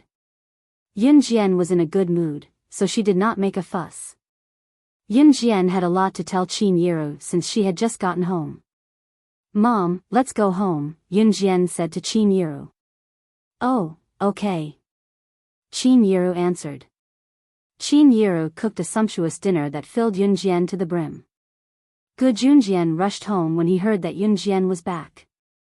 Gu Junjian breathed a sigh of relief when he saw that Yunjian was back safe and sound. During dinner, Gu Junjian asked Yunjian if she wanted to go back to Min City's military academy for her senior year, but Yunjian declined. "I'm planning to go straight to university," Yunjian spoke her mind. "Go straight to university? It's September now. People are getting in after the Gaokao in the first half of the year. Xiao Jian, where are you going to go if you want to go straight to university? Will they still take you in if you go in halfway?" Qin Yiru asked. "They will." She was confident. Yunjian narrowed her eyes. "Leave their future to them. As parents, we have to give them enough space to choose," Gu Junjian said and picked up a piece of meat for Qin Yiru. "Eat, nourish your body." Qin Yiru nodded slightly at that and did not say anything else. After a pause, Qin Yiru asked again, "Xiao Jian, where do you want to go to university then?" Qin Yiru was just asking. She thought that Yunjian had not decided yet. Unexpectedly, there was a glint in Yunjian's eyes as she answered with a squint, "University of Electronic Science and Technology of China, A."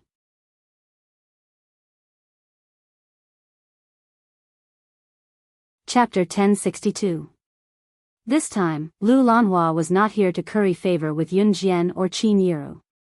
This was because Lu Lanhua knew that she had also tried to curry favor with Yunjian or Qin Yiru, but had failed. A person's jealousy was often terrifying. When a person set her eyes on something, she could not have it, but she could see others having it. She could even see others having something that she could never have in her lifetime. She felt that since she was done for, since she could not have it, she would destroy it. If she did not have it, others would not have it easy either. Lu Lanhua was such an old woman. Hence, when she rushed in, she had long forgotten about Yunjian's capabilities, and had also long forgotten about Yunjian's abilities. The surrounding crowd watched as Lu Lanhua overturned several round tables. They watched as Lu Lanhua screamed and hooted like a madwoman. Yunjian's petite figure leaped out of the room. She was as fast as lightning, and after flying out of the room, she swept past the crowd. In just a few breaths, she had already appeared in front of Lu Lanhua. At this moment, Lu Lanhua was standing in front of a round table, about to lift the table's glass turntable and smash it. A pair of petite hands gently touched the table's glass turntable. Yunjian's hand gently pressed down on the table's glass turntable, preventing Lu Lanhua from lifting it and smashing it to the ground. Lu Lanhua felt that the table's glass turntable was a little heavy. When she raised her head and looked in the direction of gravity, she saw Yunjian's hand pressing down on the table's glass turntable. "You." Lu Lanhua was just about to spit out some vulgar words, but before she could say anything, smack. A jade-like hand came in front of Lu Lanhua, and in front of everyone, ruthlessly slapped Lu Lanhua's wrinkled face. Lu Lanhua was very dark, almost close to being black. She was also very ugly, and her nostrils were twice the size of a normal person's, and her nose was flat. What was even more ferocious were the wrinkles on her face, and the wrinkles on her face made one's hair stand on end. Lu Lanhua was ugly, but she liked to dress very fashionably. It could be said that she was Xinjiang town's most fashionable old lady who loved to dress up. Lu Lanhua screamed and fell to the ground after being slapped by Yunjian. In spite of it, Lu Lanhua was famous for being a tomboy in Xinjiang town. She was unusually strong as well, so she scrambled up like a madwoman after she was knocked to the ground and could not stop herself from yelling crazily. "Ah! Ah, damn bitch, I'm your grandmother. How dare you lay your hands on your grandmother? You be *tch. I'll kill you. I'll kill you." Lu Lanhua shouted and rushed to the side. She picked up a long bamboo pole and rushed towards Yunjian. The bamboo pole was in Lu Lanhua's hand and was about to stab Yun Jian. Ce was standing nearby. He resisted the urge to kill Lu Lanhua on the spot and didn't make a move. Today was Qin Yiru's wedding. It was most appropriate for Xiao Jian to handle this herself. Moreover, Xiao Jian had never been soft-hearted when dealing with people like her. As he thought about it, Yun Jian caught the long bamboo pole that Lu Lanhua was about to stab her. She held the end of the pole and wrapped her arm around it to prevent Lu Lanhua from stabbing her. Yun Jian, on the other hand, sprinted to Lu Lanhua. In the blink of an eye, Yun Jian was already in front of Lu Lanhua. She lifted her leg and kicked Lu Lanhua away in front of everyone. She caught the bamboo pole and threw it to the side. Not expecting Yun Jian to be so powerful, Lu Lanhua screamed in fright, "You can't hit me. I'm your grandmother, you."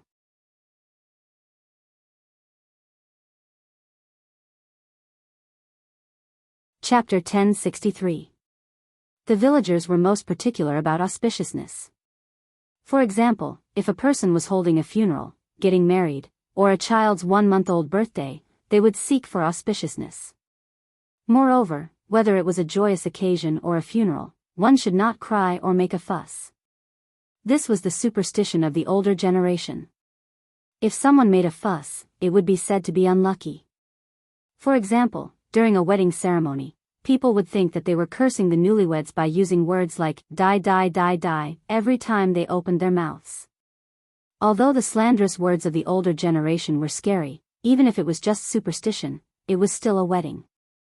Who would be happy to hear someone say the word death during their wedding? Lu Lanhua was a village woman. She knew very well that such unlucky words should not be said during such a banquet. However, to Lu Lanhua, she was not having a good time now. Therefore, she did not care whether Qin Yiru would be happy or not. Furthermore, she felt that she was not having a good time. This was all Qin Yiru's fault.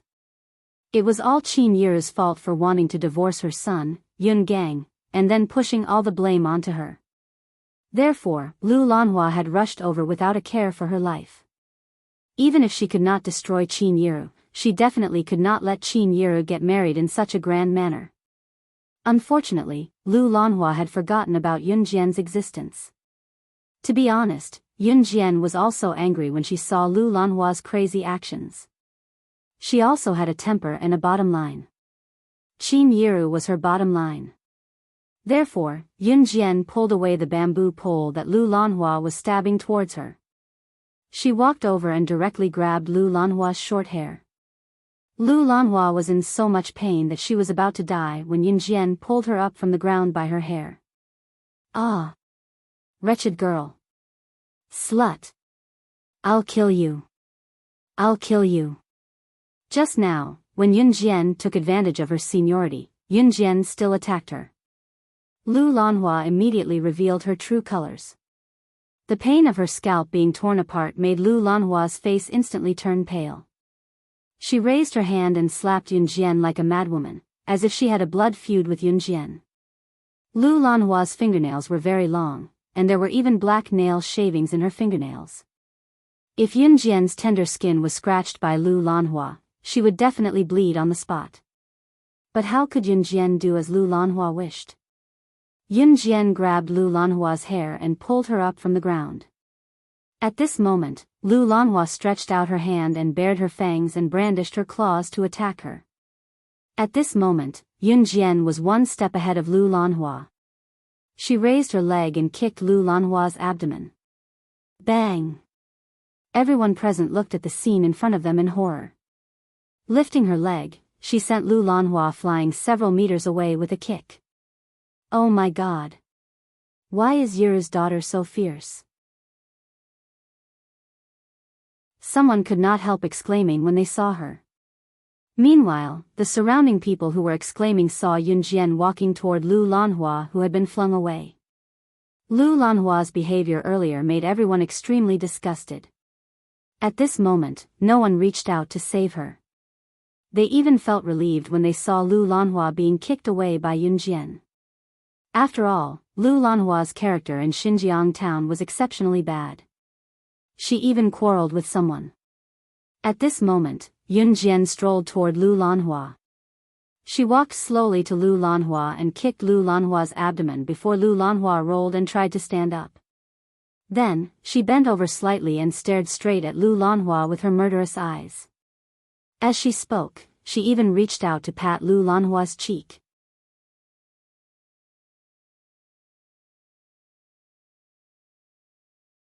Chapter 1064. Yun Jian's words were strange and everyone's ears shuddered when they heard it. Lu Lanhua had a bad reputation in Xinjiang town. Other than the old woman who had complained to Lu Lanhua, there was no one else in town who was close to Lu Lanhua. There had been a few before, but whenever Lu Lanhua came into contact with benefits, Lu Lanhua would turn her back on them. The funniest thing was that whenever Lu Lanhua thought badly of someone or argued with someone, she would rush to that person's house to cause trouble even after a few days. In the end, the entire Xinjiang town disliked her. Moreover, the eyes of the entire town were bright as snow. They were all watching.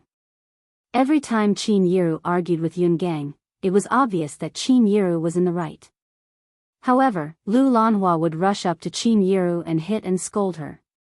Lu Lanhua did not treat Qin Yiru as a person even though she was not her biological daughter-in-law. In the end, she insisted that Qin Yiru work herself to death to earn money. Many gossipy women in town knew about Lu Lanhua. Even these gossipy women hated Lu Lanhua. In fact, when Qin Yiru was bullied by Lu Lanhua in the past, these gossipy women would even stand up for her. Therefore, everyone who knew Lu Lanhua's character detested her and disliked this old woman. Therefore, when Yun Jian said those words to Lu Lanhua, the people around them were only slightly stunned. However, they reacted quickly. As for Yun Jian's disrespectful behavior, not only did the people around her not criticize her, a few of them even applauded her. Good hit. Young lady, good job. An old woman in her 40s pointed at Lu Lanhua who was being stepped on by Yun Jian and shouted fiercely. This old woman had gotten into an argument with Lu Lanhua before, and it had caused a huge commotion in Xinjiang town. In the end, Lu Lanhua had slapped this old woman harshly, so she hated Lu Lanhua to the core. Yun Jian did not care about the reactions of the people around her. She patted Lu Lanhua's cheek and said those words. Although Lu Lanhua was afraid, she felt that Yun Jian wouldn't dare to do anything to her, so her tone was vicious. Damned girl. Damn bitch. How dare you treat your own grandmother like this? Huh? You're a bastard. You heartless bastard. Would I have been able to give birth to you without you? Huh? Without me, there would be no you. You've grown up. Now that you've grown up, you're not even paying for your grandmother's pension. Oh heavens! How could there be such an unfilial descendant? Now that you've grown up, you've forgotten your grandmother. Today, he even wanted to murder his own grandmother. Where is the justice? Lu Lanhua struggled with all her might but was unable to stand up. She began to take advantage of her seniority and began to wail loudly. That scream was so loud that it sounded like Yun Jian had really done something to her. Pa! Just as Lu Lanhua was crying, Yun Jian slapped Lu Lanhua's face. Lu Lanhua was flung hard. Oh heavens!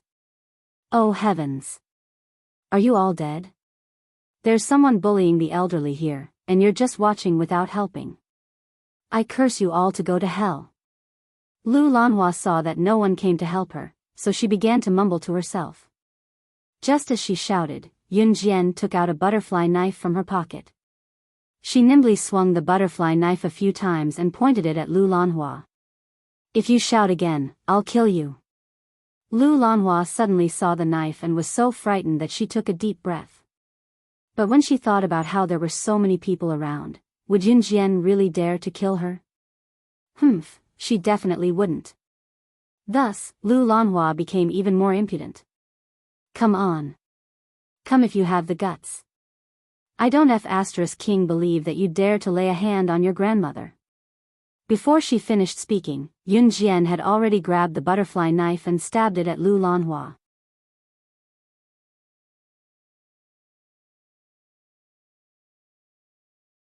Chapter 1065. The old woman, Lu Lanhua, was extremely detestable. Everyone present wanted to get rid of her as soon as possible. What shocked everyone was not that Yun Jian, as a granddaughter, could do such a thing to a grandmother. Anyone would have hit Lu Lanhua if they were in her shoes. But Yun Jian had taken out a knife? Everyone present was thinking that Yun Jian had taken out the knife just to scare Lu Lanhua. Lu Lanhua was naturally afraid of death. She dared to provoke Yun Jian because she was confident that Yun Jian would not do it herself. Even if Yun Jian's talent was terrifying, even if she was the director of new crews, but she was just an ordinary girl. She was still underage. How could a normal girl hold a knife and attack a person without batting an eyelid? She was not an assassin or a secret agent. How could she be so calm when she saw blood? A normal person would be scared to death when they went to the hospital for an IV drip. Some would even faint when their blood was drawn. Even if Yun Jian was different from others, she was still an underage girl. Just as everyone thought of that, they felt a tug in their hearts. Everyone saw Yun Jian grab the butterfly knife and stab it down. She pressed it against Lu Lanhua's cheek and pressed it in. The knife pressed into Lu Lanhua's wrinkled cheek. The butterfly knife was very sharp. Yun Jian specifically chose sharp knives to attack.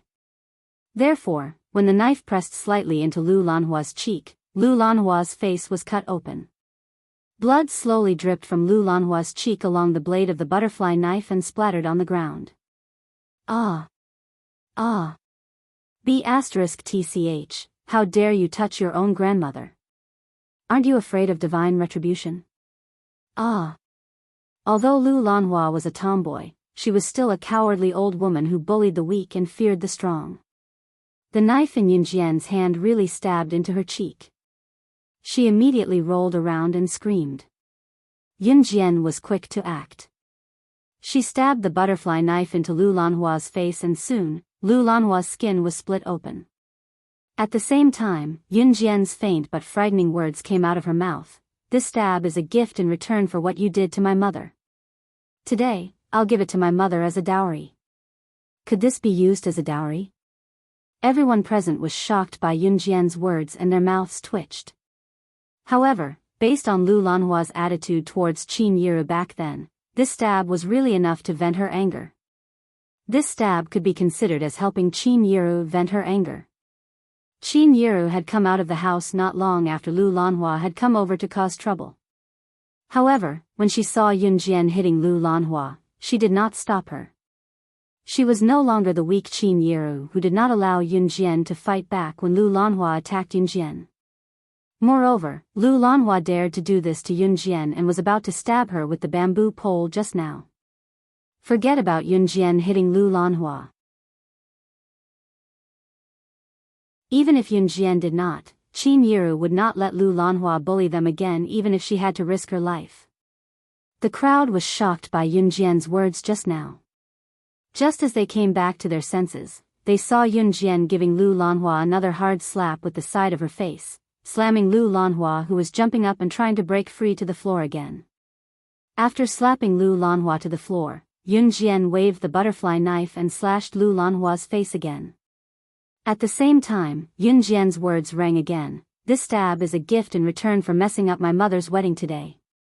There was a pause before she continued. If you continue to cause trouble, I won't be stabbing your face, but Yun Jian's voice trailed off abruptly.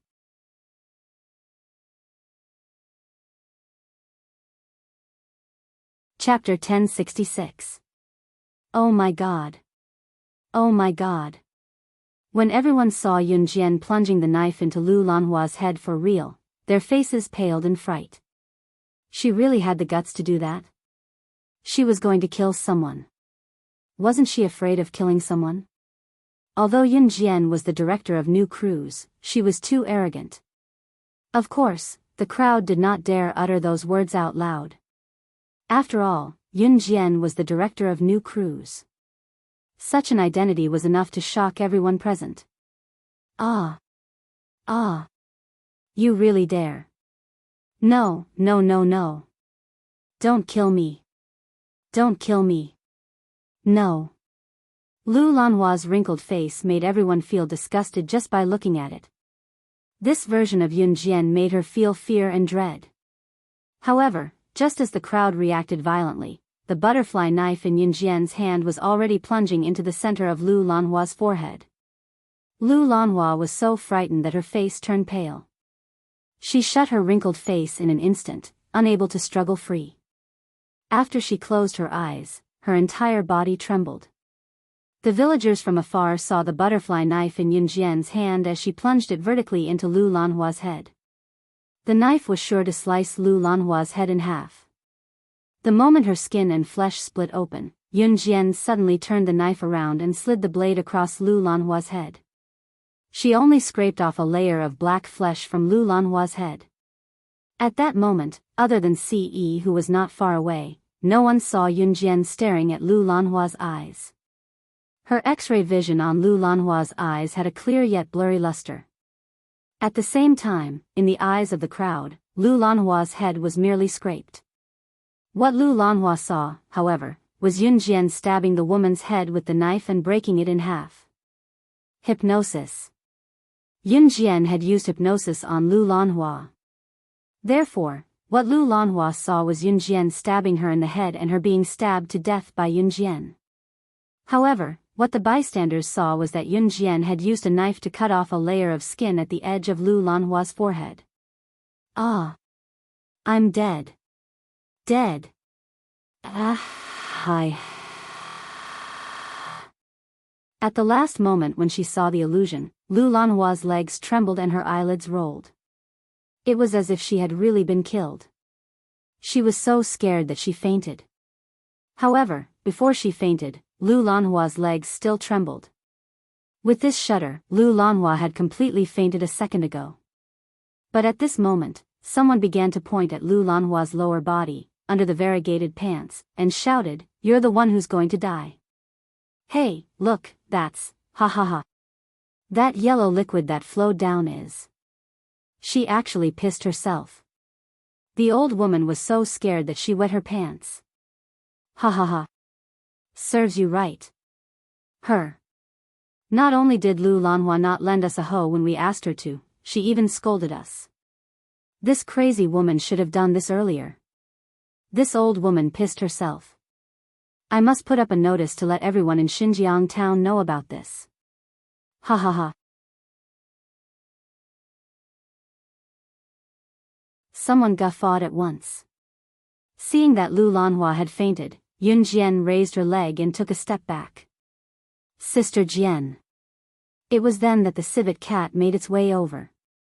She had been following Yun Jian since she was done with Qin Yiru and Dong Ruan's makeup in the morning. That girl is the one who did the makeup for the bride, right? She's amazing. She made the bride and bridesmaids look 20 years younger. The bystanders began to babble when they saw Civet. Civet was already standing in front of Yun Jian. Yun Jian pointed at Civet, who had fainted on the ground in front of everyone.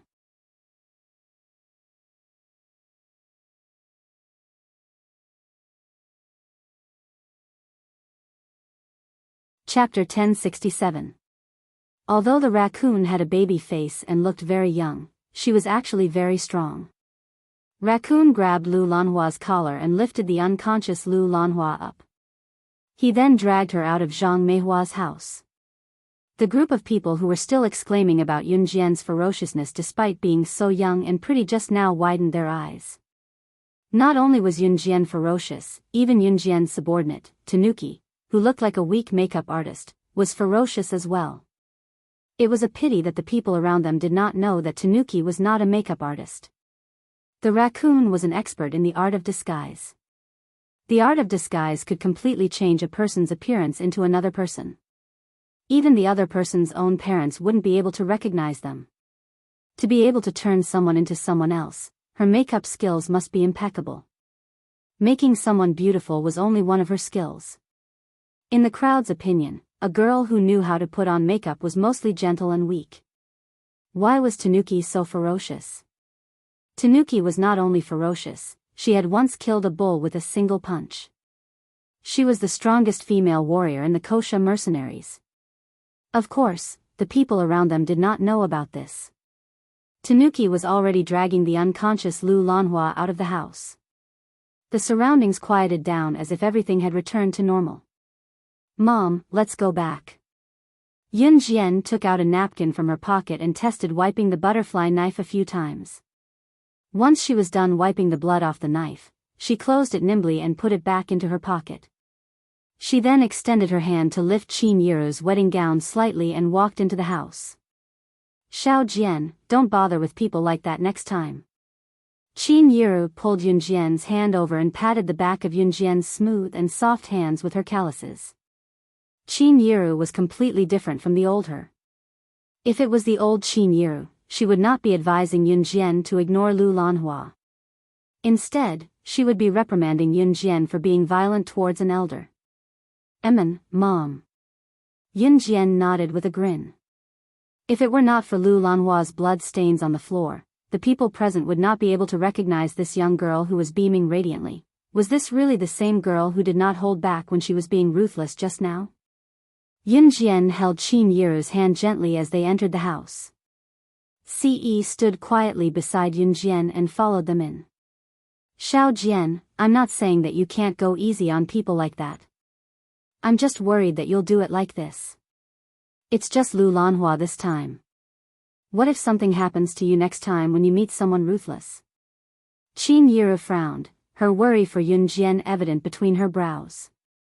She was not saying that Yun Jian could not go against people like Lu Lanhua. Instead, she was worried that Yun Jian had really offended some important figure. What should she do if she really offended someone important if she continued to be so high profile? "Xiao Jian. I'm worried about you. I'm afraid that something will happen to you." As Qin Yiru spoke, Yun Jian had already helped her into the house to sit on a round stool on the first floor. Qin Yiru was looking at her worriedly. "Mom, I know. Yun Jian had just said that."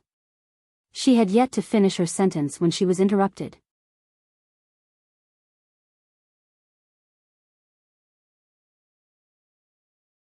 Chapter 1068. Ci's gaze was fixed on Yun Jian when he said that. He was very, very serious. Qin Yiru was initially looking at Yun Jian, but after what Ce said, she turned to look at Ce. Looking at Ce's serious expression, Qin Yiru suddenly felt happy for Yun Jian. It turned out that Qin Yiru was still worried about what would happen in the future when her daughter suddenly became so dominant half a year ago.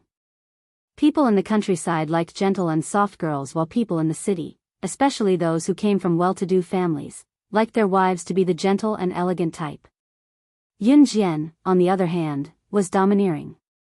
Her techniques and moves were frightening. Under such circumstances, Qin Yiru was glad that Yun Jian would not allow herself to be bullied. However, what should she do when Yun Jian grew up and needed to get married? In today's society, boys liked delicate girls. Moreover, a woman would have to face her in-laws in the future. Which mother-in-law would like a daughter-in-law who was so domineering in front of her? For this reason, Qin Yiru could not help worrying about her daughter's future and whether her daughter could really find a husband in the future. She was worried about whether the man would treat her well when Xiao Jian got married in the future. Now that Qin Yiru knew about it, however, she did not have to worry about it anymore. Everything else aside, Ce valued Yun Jian's life more than his own. Qin Yiru wished she could make Ce marry Xiao Jian right away. If it were not for the fact that she was still young, she would force Yun Jian to marry Ce as soon as possible. She would tie up a good guy like Ce first. If Yun Jian heard what Qin Yiru was thinking now, she would probably wonder if the owner of this body was Qin Yiru's biological daughter. At noon, the groom came to pack the bride's dowry and left. Qin Yiru stayed at home and waited for about 3 hours. It was a superstition passed down by the older generation. Before the wedding, Gu Junjian invited a Taoist priest to calculate the best time for the bride to get married. The time was set at 3:30 in the afternoon, not a minute less, not a minute more. Today was Monday and school was still in session. Knowing that Qin Yiru was getting married, Lu Fian asked her mother to send some money to Qin Yiru even though she couldn't skip school. Lu Yun's mother also came over to help today. Although Lu Fian couldn't come over herself, she had already done her best.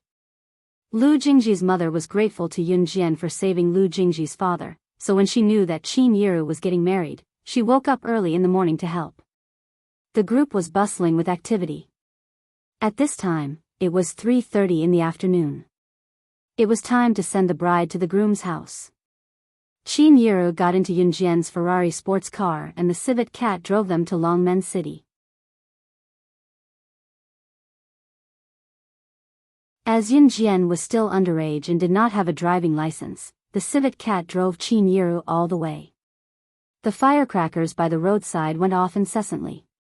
A fiery red Ferrari sports car drove at the front while 19 luxury cars and sports cars followed closely behind. Each of the 20 wedding cars cost a fortune. Usually, wedding cars would be in pairs during weddings. 20 could also be understood as I love you. At this moment, the wedding cars followed closely behind the Ferrari sports car. Following closely behind the civet cat were the wedding cars driven by the 4 leaders of an Han group. From Xinjiang town to Gu Yunjian's house in Longmen City, a red carpet was laid out from the beginning to the end, symbolizing a red wedding that would last forever. 20 cars, with the fiery red Ferrari sports car in the lead, cruised slowly on the red carpet. The firecrackers went on incessantly. This was no doubt the largest wedding in Xinjiang town, Longmen City, Shi province, and even the entire country. At 3:30 in the afternoon on May 21, 1999, Qin Yiru walked out of Xinjiang town in the most glamorous manner. All the residents of Xinjiang town came to watch her get married.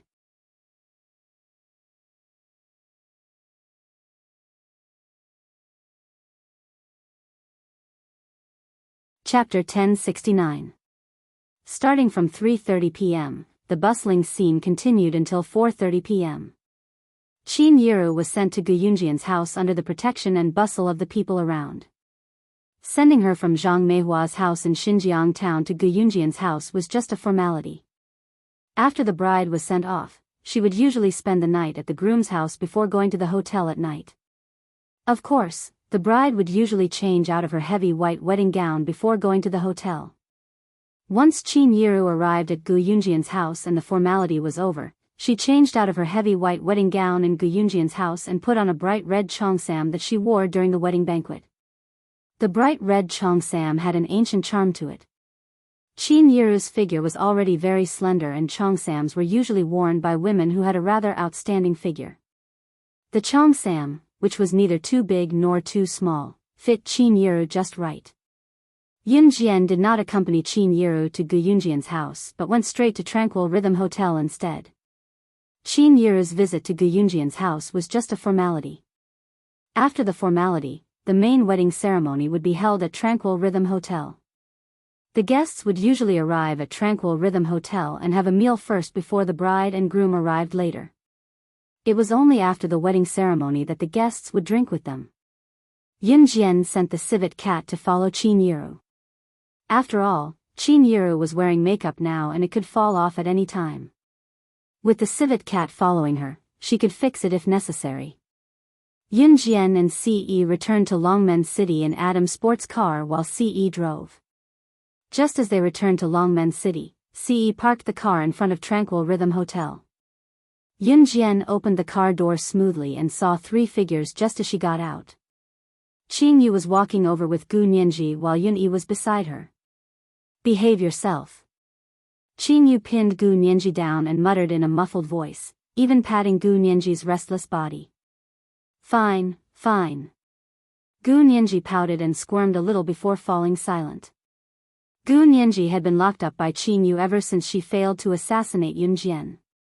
Rather than being locked up by Qin Yu, it was more accurate to say that he had been staying at Qin Yu's house to keep her company. Today was Qin Yiru's wedding, so Gu Nianji was brought along by Qin Yu to attend the wedding.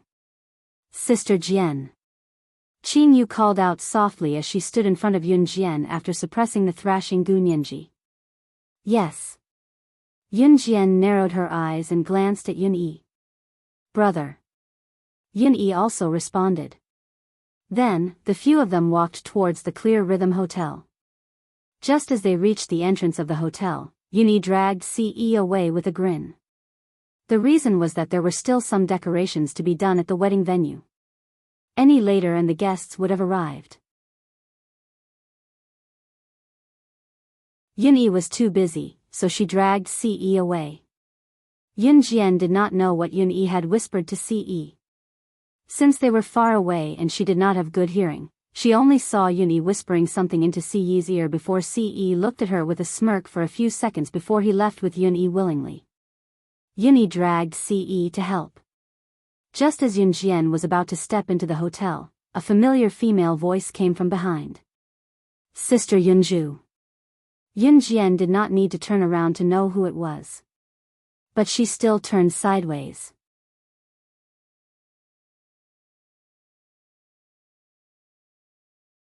Chapter 1070. Miss Lu was holding her husband with one hand and her son with the other. She stared at Yunjian expectantly.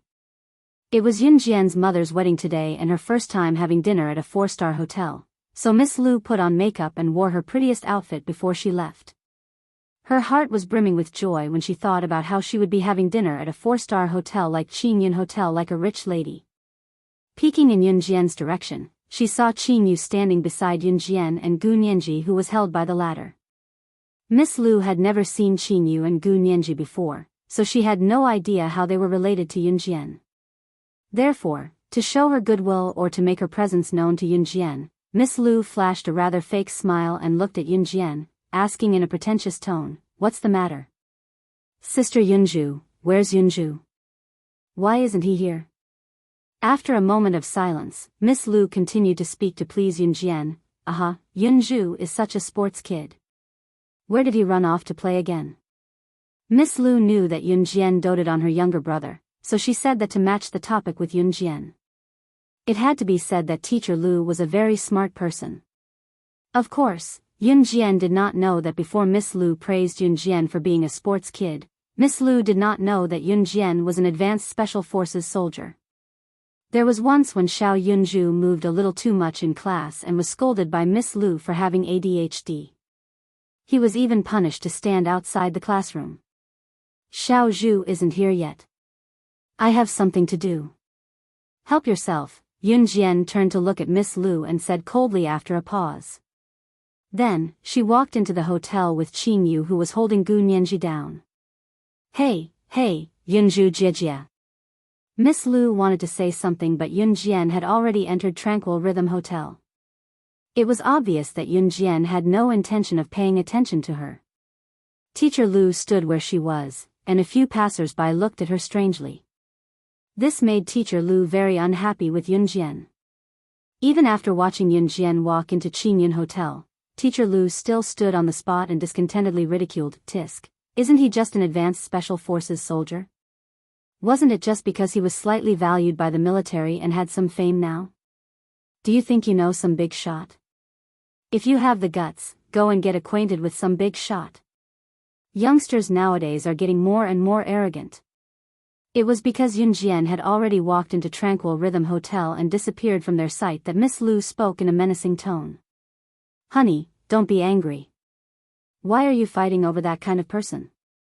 Your health is more important." Teacher Lu's husband comforted Teacher Lu softly. Teacher Lu's husband was the typical kind of weak and incompetent person. He hadn't found a proper job and relied on the school's meager salary to get by. Teacher Lu was living off a woman at home. When Teacher Lu heard this, she felt very comfortable. That's right. Yunju's sister, Yunjian, was only an advanced special forces soldier. What was so great about her? She didn't know any big shots. What was there to be proud of in front of her? As she thought about it, Teacher Lu swayed her hips proudly as she held on to her husband and pulled her son into Qingyun Hotel. At 4:30 p.m., most of the guests had just rushed over from their accommodations. You're tuning into the Biyao's Wuxia Chronicles YouTube channel. Don't forget to subscribe and join us on this journey to catch the most captivating stories.